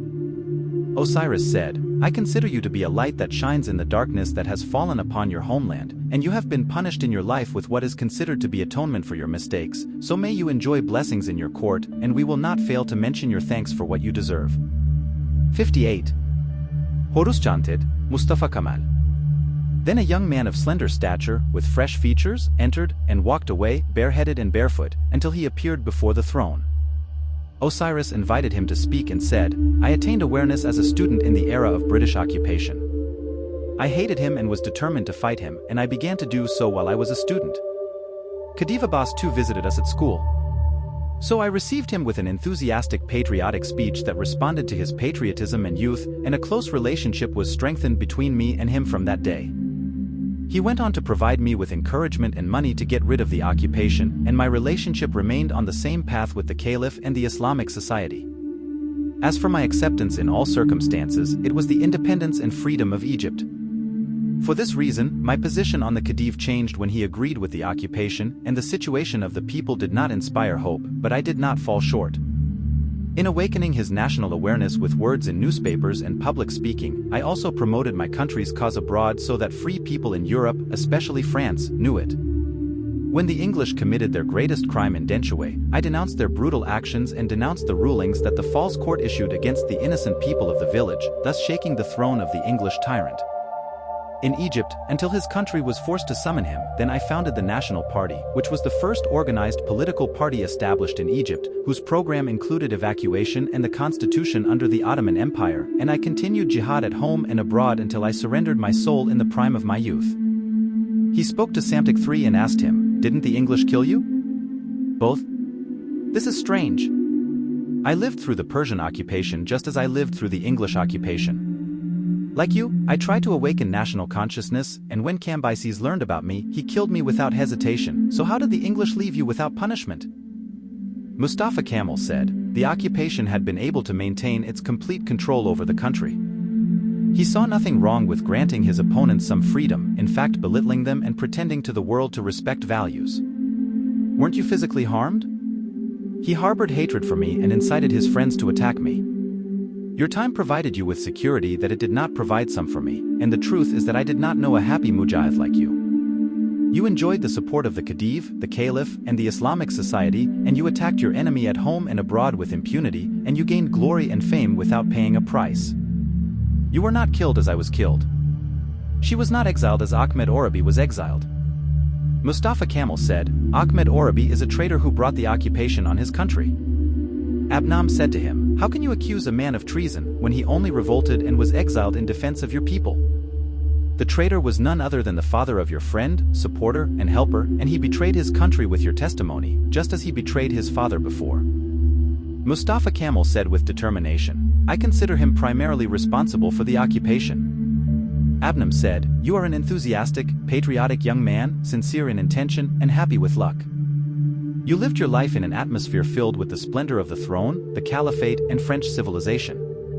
You did not smell the smell of toiling sweat, did not suffer the real pain of jihad, and did not hesitate to attack the true revolutionary. Here Isis said, he is the son whose enthusiasm awakened the national conscience after the occupation had been stifling its breath. Osiris said, you could not have done better than you have done, and the virtue of your words will not be forgotten, so go to your court accompanied by our heartfelt prayers. 59. Horus chanted, Muhammad Farid. Then a man entered, with a bright face, and advanced, bareheaded and barefoot, until he stood in front of the throne. Osiris invited him to speak and said, I came from an ancient aristocratic family, and I shared Mustafa Kemal's national stance from its beginning, and because of that I resigned from the government. I devoted myself to the national cause above all else, and the relationship between me and Mustafa strengthened. He nominated me to succeed him as head of the party, and I followed his path in patriotism, public speaking, and writing until I was arrested and thrown in prison. In prison, they bargained with me to reduce the violence of my position in exchange for pardon. I refused any bargaining, and I emerged from prison stronger and stronger, and I made trips throughout the country. Calling for patriotism, conspiracies were hatched. Because I was imprisoned with the senior leaders of the party, we decided to emigrate and continue jihad abroad, and we planned well to escape at the appropriate time, and we succeeded in doing so, and the more work we accomplished abroad, the more the party was exposed internally to weakness and disintegration, and we suffered bitterness from longing for Egypt. And the family, and many abandoned us, and the 1919 revolution took place in Egypt, an unexpected revolution that had never occurred to me. It took place while I was in forgotten exile and others were sitting in the leadership chairs. We showed our satisfaction with its men, despite our belief in the disloyalty of most of them, and we congratulated the nation on its revolution. We commemorated its martyrs and called on it to persevere until the end, and our lives in exile ended. Samitic III spoke and said, leadership convinced by the persecution you were subjected to. The wise Tahotep said, you could have enjoyed a luxurious life and great prestige like all the other men of your wealthy class, but you put all that aside and chose struggle and suffering for the sake of Egypt. You are a great man. As for Adnan, he said, tell me how a leader leaves his nation in distress. To strive abroad? Muhammad Farid said, they plan to throw us in prison. Adnan said, but the true leader knows that he was created for imprisonment or killing, not for jihad abroad. Jihad abroad has been part of our national plan since the days of Mustafa Kemal. Adnan said, he may be accepted as additional work. To complete the original work at home, as for you and the leaders to emigrate, leaving your party without real leadership, this is an act far from both courage and wisdom. The issue is that you are among the notables whom I eliminated in my revolution without mercy. You love leadership as long as it guarantees you prestige and respect, but you do not accept it. With honest struggle and what leads to imprisonment, torture or death, therefore, you abandoned honesty at the critical moment, preferring safe jihad abroad, and thus became responsible for the weakness and disintegration that befell the national movement. Therefore, I also do not admire your astonishment at the outbreak of a general revolution among the people, and at the same time I am astonished at your condescending sense of injustice for choosing a leader other than you, as if leadership is an inheritance that circulates in your class like land and money, even after fleeing its field. Mohammed Farid said, "You are repeating what our enemies said. I do not deny your patriotism, but you loved Egypt while you harbored contempt for the Egyptians at your core, and the feeling of belonging to a higher origin did not leave you, and it was inevitable that your life would turn into a tragedy, because only a man of the people, distinguished by human greatness, can assume the leadership of a people." No aristocratic grandeur. Here Isis said, "As for me, I consider him to be one of the best of my sons in morals, sincerity, and patriotism, and it was not in his power to do better than what he did, taking into account the circumstances of his birth and upbringing." Osiris said, "You have our recommendation backed by love and respect. So go in peace to your court with the most sincere wishes of success." 60. Horus called Saad Zaglol. A tall, majestic man with strong features and attractive features entered and walked forward until he appeared before the throne. Osiris invited him to speak and said, "I was born in Ibiana, I studied at Al-Azhar, I studied under Jamal al-Din al-Afghani, I worked as an editor for the Egyptian Chronicle under the chairmanship and professorship of Muhammad Abdu, I joined the Urabi in their revolution, and at the beginning of the British occupation I was arrested as a member of the Revenge Society and was dismissed from my job, and I worked in the legal profession, then the judiciary, I was chosen Minister of Education, then Minister of Justice, and after the end of the First Great War and the declaration of the Armistice, I assumed the leadership of the national movement and established it on a solid foundation of national unity between Muslims and Christians, and I called for Egypt's right to freedom and independence. The British authorities arrested me and exiled me to the island of Malta, and as soon as the news spread, a popular revolution broke out in protest against my exile and demanding independence, which forced England to release me, and I traveled with the members of the delegation to Paris to present our case to the Reconciliation Conference, which closed its doors in our faces, and we entered into negotiations with the British without results. A division occurred in the delegation, and I returned to Egypt. Then I was exiled again to the Seychelles Islands in the Indian Ocean. I was not released until 1923, and I took over the ministry in 1924. After popular elections, I entered into negotiations that quickly failed, and I was forced to resign following the assassination of one of the most prominent Englishmen. Then the parties united in the face of the king's dictatorship, and I assumed the presidency of the House of Representatives, leaving the presidency of the ministry to the constitutionalists. The negotiations took place again, but I left the world before I knew their results. Abnam spoke and said, "I carried out the first popular revolution at the end of the Old Kingdom, and you carried out the second popular revolution after thousands of years. You are my brother, my successor, and my lover." King Khufu said, "There is a difference between the two revolutions that must be mentioned, which is that the Abnam revolution was a revolution of the common people against the elite, while Saad Zaglol's revolution was a revolution of the entire people of Egypt, poor and rich, against foreign occupation." Abnam said, "I think the rich do not like revolution." Saad Zaglol said, "From the beginning I was keen on uniting as an indispensable force against the enemy, but it became clear to me that the rich hate the revolution more than they hate the occupation." Abnam said, "You should have gotten rid of them." Saad Zaglol said, "They defected from me, charting for themselves a path to independence that suits their vision." King Menes said, "You united the Egyptians just as I united their kingdom, so you are my friend and successor." Imhotep, King Djoser's minister, asked him, "Despite your proven leadership after the revolution, you accepted to work under the occupation before the revolution and did not join the National Party. What is the explanation for that?" Saad Zaglol said, "The National Party was calling for imaginary principles, including that there should be no negotiation until after the evacuation, which means that the occupation will remain forever, and that includes boycotting public functions due to the British's control over them. In my opinion, it is not enough to demand that people behave in a certain way, but it must be this behavior is possible without leniency or unfairness, and is suitable for general application." Mustafa Kemal was able to boycott jobs with the money that the Khedive and others provided him with, and Mohammed Farid was able to do so because of his vast wealth, but what do the party's followers do? If they follow the example of their leadership, they will perish, and if they disobey it under compulsion, they will betray the covenant. So how can people call for that transcendent principle that is difficult to implement and creates a feeling of sin? Then how do we leave public jobs to foreigners? I have accepted official life. Through it, I could exercise whatever resistance I could and perform services for my country that were in dire need of it, and my opponents acknowledged this before my friends. Osiris said, addressing everyone, the actions of this leader are recorded in the book for whoever wants to see them, but in this court we only discuss decisive actions. Then he addressed Saad, saying, your opponents claimed that the revolution broke out while you were in exile and that you did nothing to ignite it. Rather, you were astonished by its occurrence. As an unexpected event, what do you say about that?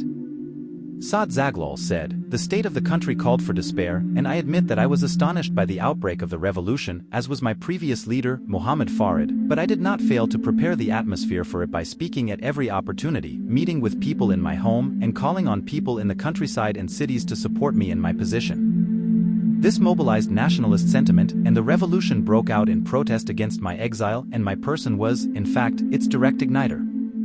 Abnam said, a dangerous situation usually requires a certain behavior, and a capable leader is the one who can set an example for this behavior. The situation required sacrifice, as it is the most that an unarmed people can offer in the face of a force majeure, and when Saad challenged the enemy and forced him to exile him, he gave this ability. What was required, so the people did the same, and the revolution took place, and what testifies to Saad's greatness is that he accepted the sacrifice while he was desperate for a revolution to protect him or defend him, so his sacrifice was complete, a noble courage that had no hope of any kind of salvation, and if he had hoped for a revolution, this would have diminished his degree. The magnitude of his sacrifice. Osiris said, it was also said that your fanaticism towards your leadership is what forced the wise people among your assistants to defect against you, so what do you say about that? Saad Zaghloul said, the issue is that I integrated into the revolution, believed in it, and found in it what I was looking for all my life. As for the rational people, they hated the revolution, feared it, and were content with false solutions. They had money, experience, and sophistication, but their patriotism was not pure and their faith in the people was non-existent. Osiris said, some of your aides said that you should have remained at the head of the revolution and not accepted the presidency of the ministry.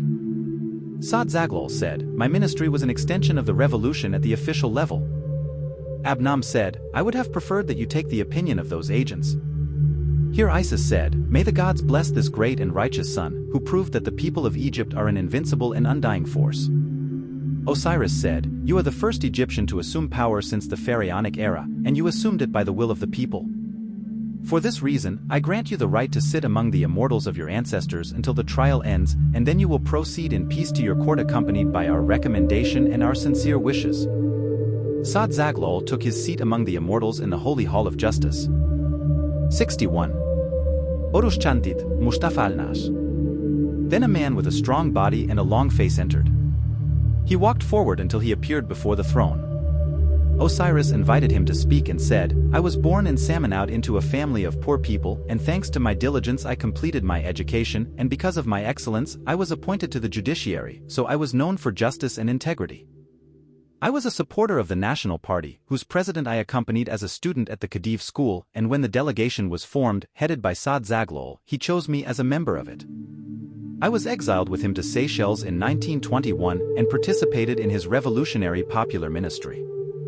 After his death, I was elected head of the delegation, and I bore the burden of jihad for independence and democratic life for a quarter of a century. I assumed the ministry 7 times, and was removed from it 6 times due to disagreements with the British or the King. 1936, under the pressure of the threat of a world war, I accepted a coalition with the parties, and we concluded a treaty with the British, which recognized the independence of Egypt and promised evacuation after 20 years. The World War broke out during a period of royal tyranny, and the king was accused of communicating with the enemies of the British.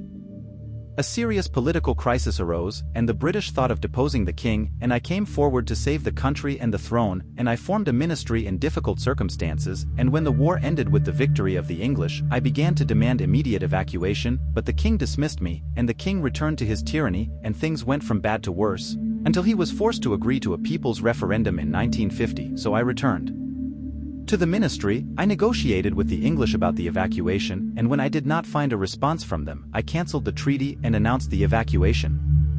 My enemies at home and abroad conspired against me, and the king was able to get rid of me.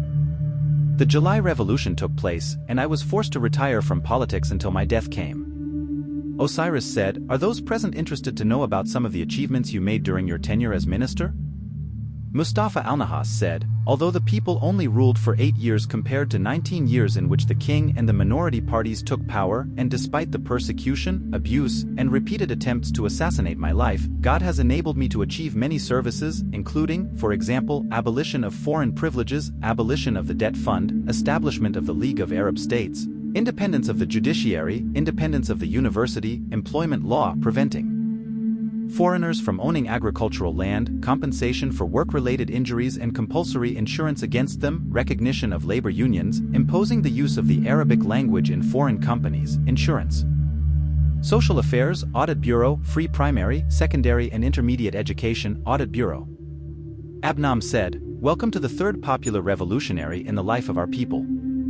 He derived his strength from his faith in his people and their God. His life was characterized by long struggle and integrity. He lived poor and died poor. King Akhenaten said, "Accept my love, O leader. You are like me in your devotion to belief in the one God and devotion to pure principles. You are also like me in loving the simple people and mingling with them without a barrier of condescension or pride.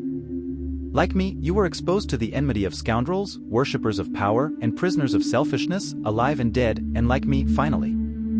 In the euphoria of victory you enjoyed, and the ungratefulness and defeat you were afflicted with, but rejoice, for victory is ours in the end." Here Isis said, "This is an authentic son of my righteous sons."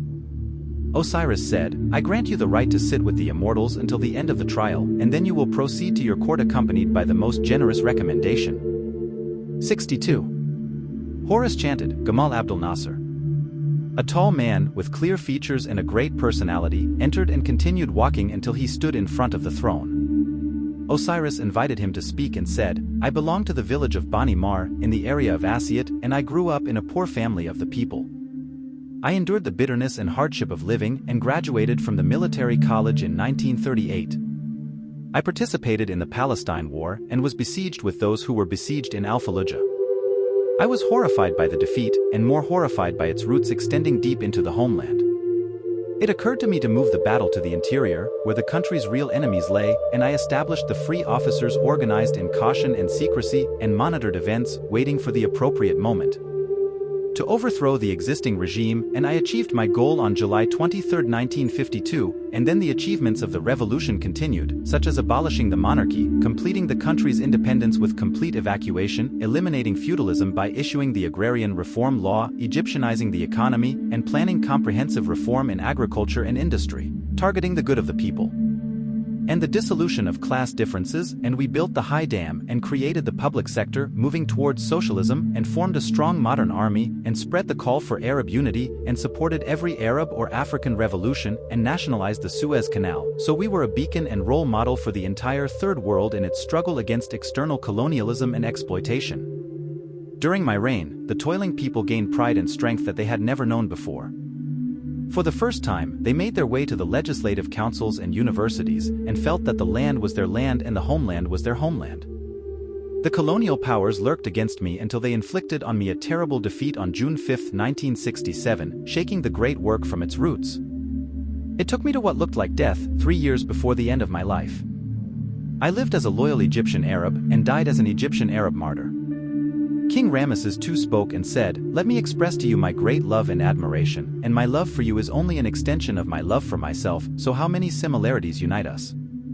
We both radiate greatness that fills the nation and transcends its borders, and we both made our defeat a victory that surpasses all victory, and we both were not satisfied with his glorious and immortal deeds, so he was jealous of the deeds of others who came before him. I was fortunate enough to assume the throne of Egypt, which is the master of nations. As for you, you ruled it while it was a small nation among giants.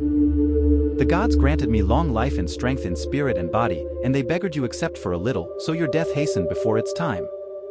King Menes spoke and said, "But your interest in Arab unity exceeded your interest in Egyptian unity, for even the eternal name of Egypt was crossed out with the stroke of a pen, and many of Egypt's people were forced to emigrate, which they did not practice except in fleeting periods of oppression."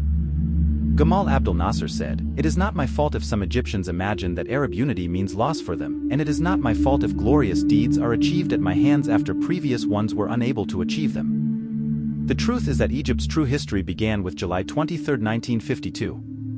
A murmur spread among the people sitting, and it continued to intensify until Osiris shouted, 'Order and calm, gentlemen, open your chests to whatever is said.' Abnam said, "Allow me to greet you as the first revolutionary among the poor of Egypt, and I bear witness to you that the poor did not enjoy security and hope in an era, after my era, as they enjoyed in your era, and I have no objection to you except your insistence that your revolution be white, when it should have been may the blood flow in rivers." King Khufu asked in protest, "What does this butcher say?" Osiris said sharply, "Remember, you are not on your throne. Apologize." Khufu said humbly, "Excuse me." King Thutmose III said, "Despite your military upbringing, you have demonstrated superior ability in many fields except military. Indeed, you are not an important leader in any way." Gamal Abdel Nasser said, "It was impossible for me to win against an army that was superior in armament and supported by the most powerful country on earth." Imhotep, King Djoser's minister, said, "It was your duty to avoid war and to stop provoking the major powers." Gamal Abdel Nasser said, "This contradicted my goals, and I was deceived more than once." The wise Tahotep said, "It is an excuse worse than sin." Saad Zaglal said, "You tried to erase my name from existence, just as you erased the name of Egypt, and you said about me that I ascended the revolutionary wave in 1919, so let me tell you about the meaning of leadership. Leadership is a divine gift and a popular instinct, which does not happen to a person by chance, nor as a stroke of blind luck, and the Egyptian leader he is the one to whom Egyptians of all religions pledge allegiance. Otherwise, he would not be an Egyptian leader at all, even if he may be an Arab or Islamic leader. However, despite that, I did not intend to reject you, and I considered your attacking me to be a youthful whim that could be tolerated in exchange for the great services you provided." The Urabi Revolution fought a dignified struggle and was painfully frustrated. The 1919 revolution arose and achieved the feats witnessed by history, but its enemies multiplied until it was engulfed by the Cairo fire. Then your revolution came. It got rid of its enemies and completed the mission of the previous two revolutions. Although it began as a military coup, the people blessed it and gave it their support. You could have made the people its base and established sound democratic rule, but your misguided rush into the tyrannical path is responsible for everything that happened to your rule. Of the negatives and calamities, Gamal Abdel Nasser said, "We needed a period of transition to achieve the revolutionary foundations." Mustafa al-Nahas said, "A weak dictatorial argument, which we have always heard from the enemies of the nation. You had in your hands a popular and ransom base, which you attacked with your tanks, and you were unable to establish an alternative to it. The country continued to suffer from emptiness, and you extended your hand to the outcasts of the nation. You fell into an unfortunate contradiction between a reform work that was considered in its spirit to be an extension of the spirit of the delegation and a style of government that was considered an extension of the rule of the king and minorities, until the style of government destroyed all good intentions." Gamal Abdel Nasser said, "To me, true democracy meant liberating the Egyptian from colonialism, exploitation, and poverty." Mustafa al-Nahas said, "You neglected freedom and human rights, and I do not deny that you were a security for the poor, but you were a disaster for the people of opinion and intellectuals, who are the vanguard of the nation's children. You rained down upon them arresting, imprisoning, hanging, and killing until you humiliated their dignity, insulted their humanity, erased their positivity, and destroyed the building of their personalities. And God alone, He knows when it will be rebuilt. Those whom the 1919 revolution turned into people of initiative and creativity in various political, economic, and cultural activities. In fact, tyranny spoiled your best decisions. Look at how education was corrupted and the public sector disintegrated, and how defiance of global powers led you to shameful defeats and heavy losses, but to no avail. From the other opinion, and you were not taught by Muhammad Ali's experience, and what was the result? A noise, a clamor, and empty legends rising on a hill of ruins." Gamal Abdel Nasser said, "I have moved my country from one state to another, just as I have transferred the Arabs and other conquered nations. The negatives will be addressed until they disappear and time forgets them, and what benefits the people remains, and then the people will acknowledge my true greatness." Mustafa al-Nahas said, "I wish you had been humble in your ambition. I wish you had devoted yourself to reforming your country and opening the windows of progress for it in various fields of civilization. Developing the Egyptian village is more important than adopting world revolutions. Encouraging scientific research is more important than the Yemen campaign, and combating illiteracy is more important than combating global imperialism. So sorry. You have wasted an opportunity for the nation that it had never had before. For the first time, a patriotic son of the country ruled without opposition from a king or colonizer, but instead of treating his sick son of his country, he pushed him into the world championship match while he was suffering from his illnesses. The result was that he lost the tournament and lost himself. Here Isis said, "My joy in returning the throne to one of my sons is inestimable, and his great deeds will need all the walls of temples to record them, and as for mistakes, I do not know how to defend them." Then Osiris said, "If our court had the final word in judging you, justice would require long contemplation and effort, for there are few who have provided their country with services as you have provided, and few have inflicted on it as much abuse as you have inflicted, but given that you are the first of its sons to sit on its throne, and the first to he belongs to the toilers under his care, we permit you to sit among the immortals until the end of the trial, and you will then go to your court endorsed by a suitable acclamation." 63. Horus called Muhammad Anwar Sadat. Then a man of medium height, slender, with a deep tan, entered and continued walking until he appeared before the throne. Osiris invited him to speak and said, "I was born in the village of Mit Abu al-Qam and grew up in a poor family. I found great difficulty in continuing my studies. I was imbued with the spirit of patriotism from a young age and participated in the delegation demonstrations. Then I was able to join the military academy, which opened its doors to people like me. The people after the 1936 treaty. Since my graduation, I have been dismayed by the fact that the army was placed under the authority of the English military mission, and I have had thoughts of calling for an armed revolution against the British. So I established the first secret organization in the army in 1939. I contacted the Muslim Brotherhood and was impressed by their activity. I also tried during the war to contact the Germans and was determined to assassinate the Egyptians collaborating with the British. As a result, I was arrested and tried, but I was acquitted and even returned to army service. At that time, Gamal Abdel Nasser contacted me and included me in his organization. The revolution took place in July 1952, and events continued until Gamal Abdel Nasser died. I succeeded him in his position in a very precise circumstance, and I was aware of the negatives that had eaten into the bones of Abdel Nasser's era, so I rose to bring about a new revolution, saving the country from the death in which it was deteriorating. I eliminated the centers of power and slowly moved towards safety, the rule of law, and democracy, and on October 6, 1973 I surprised the occupying enemy, and even surprised the world with an attack that no one expected, and I achieved a victory that saved the Arab spirit from despair, just as honor was lifted from humiliation. Then I embarked on another adventure by storming the enemy's country, calling for settling the situation with words, not with weapons. My long quest ended with the Camp David Treaty, and I called with openness to save the national economy, and I took new steps forward in democracy, but I was faced with obstacles that changed my calculations. The opposition deviated, and the religious movement rose, threatening the country with violence, so I took a firm and inevitable stance from everyone, but things ended with my assassination on the anniversary of the day I achieved victory for my country. King Akhenaten spoke and said, "I salute you as a preacher of peace, and I am not surprised that your opponents accuse you of treason. I received the same charge from them for the same reason." Thutmose III said, "Your victory reminds me of the victory of Ramesses II, which was crowned with a peace treaty and marriage to the daughter of the Hittite king." Ramesses II said, "The ruler is primarily responsible for the lives of his people, and from this standpoint he either engages in war or inclines to peace."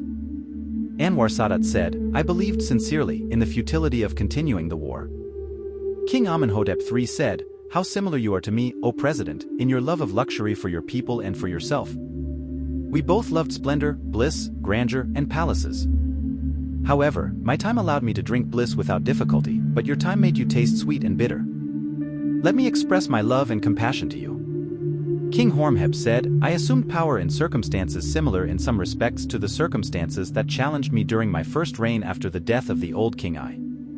I admit that you performed great deeds and struck honest blows, but you were negligent in punishing corruption and corruptors until they were about to turn your victories into defeats." Anwar Sadat said, "I was busy encouraging workers to be beaten by corrupt people." Hormohib said, "There is no state except on discipline and morals." Gamal Abdel Nasser asked him, "How was it easy for you to stop remembering that treacherous position?" Anwar Sadat said, "I took that position under duress. In essence, my policy is based on correcting the mistakes that I inherited from your era. But I knew you as a satisfied, encouraging and friend. It is unfair for a person to be held accountable for a position he took in a time of black terror, in which a father feared his son and a brother feared his brother. The victory you achieved is the result of my long preparation for it." Anwar Sadat said, "A defeated person like you would not have achieved victory, but I restored the people's freedom and dignity, and then led them to a certain victory. Then you abandoned everything for the sake of a humiliating peace, fatally stabbed Arab unity, and doomed Egypt to isolation and alienation. Anwar Sadat said, I inherited from you a country that is reeling on the brink of annihilation, and the Arabs did not extend a sincere helping hand to me, and it was made clear to me that they do not desire our death, just as they do not desire our strength. To remain kneeling at their mercy, I did not hesitate in making my decision. And it was replaced by a giant who has always supported us and a giant who has always been hostile to us. I turned to the giant who had the solution, and the events confirmed my suspicions. You entered into openness until you plunged the country into a wave of high prices and corruption, and as much as my era was security for the poor, your era was security for the rich and thieves. Anwar Sadat said, I worked for the good of Egypt, but the opportunists jumped behind my back. Mustafa al-Nahas spoke and said, you tried to assassinate me and you almost succeeded. Had it not been for divine providence, then you lost your life as a result of the assassination. Do you still believe in it? Anwar Sadat said, we need many times our age to learn wisdom. Mustafa al-Nahas said, I heard about your call for democracy. I was astonished, and then it became clear to me that you want a democratic government over which you exercise your dictatorial powers. I wanted a democracy that ensured that the village had its own morals and that fatherhood had its rights. This is a tribal democracy. Saad Zaghloul said, this is a right, but true democracy is taken and not given. Don't blame him too much. Mustafa al-Nahas said, the people's distress became severe, and what usually happens in such circumstances of strife and extremism occurred, so you let things escalate as if you did not care, then suddenly you exploded and threw everyone into prisons. You angered Muslims, Christians, extremists, and moderates, and it ended in a platform tragedy.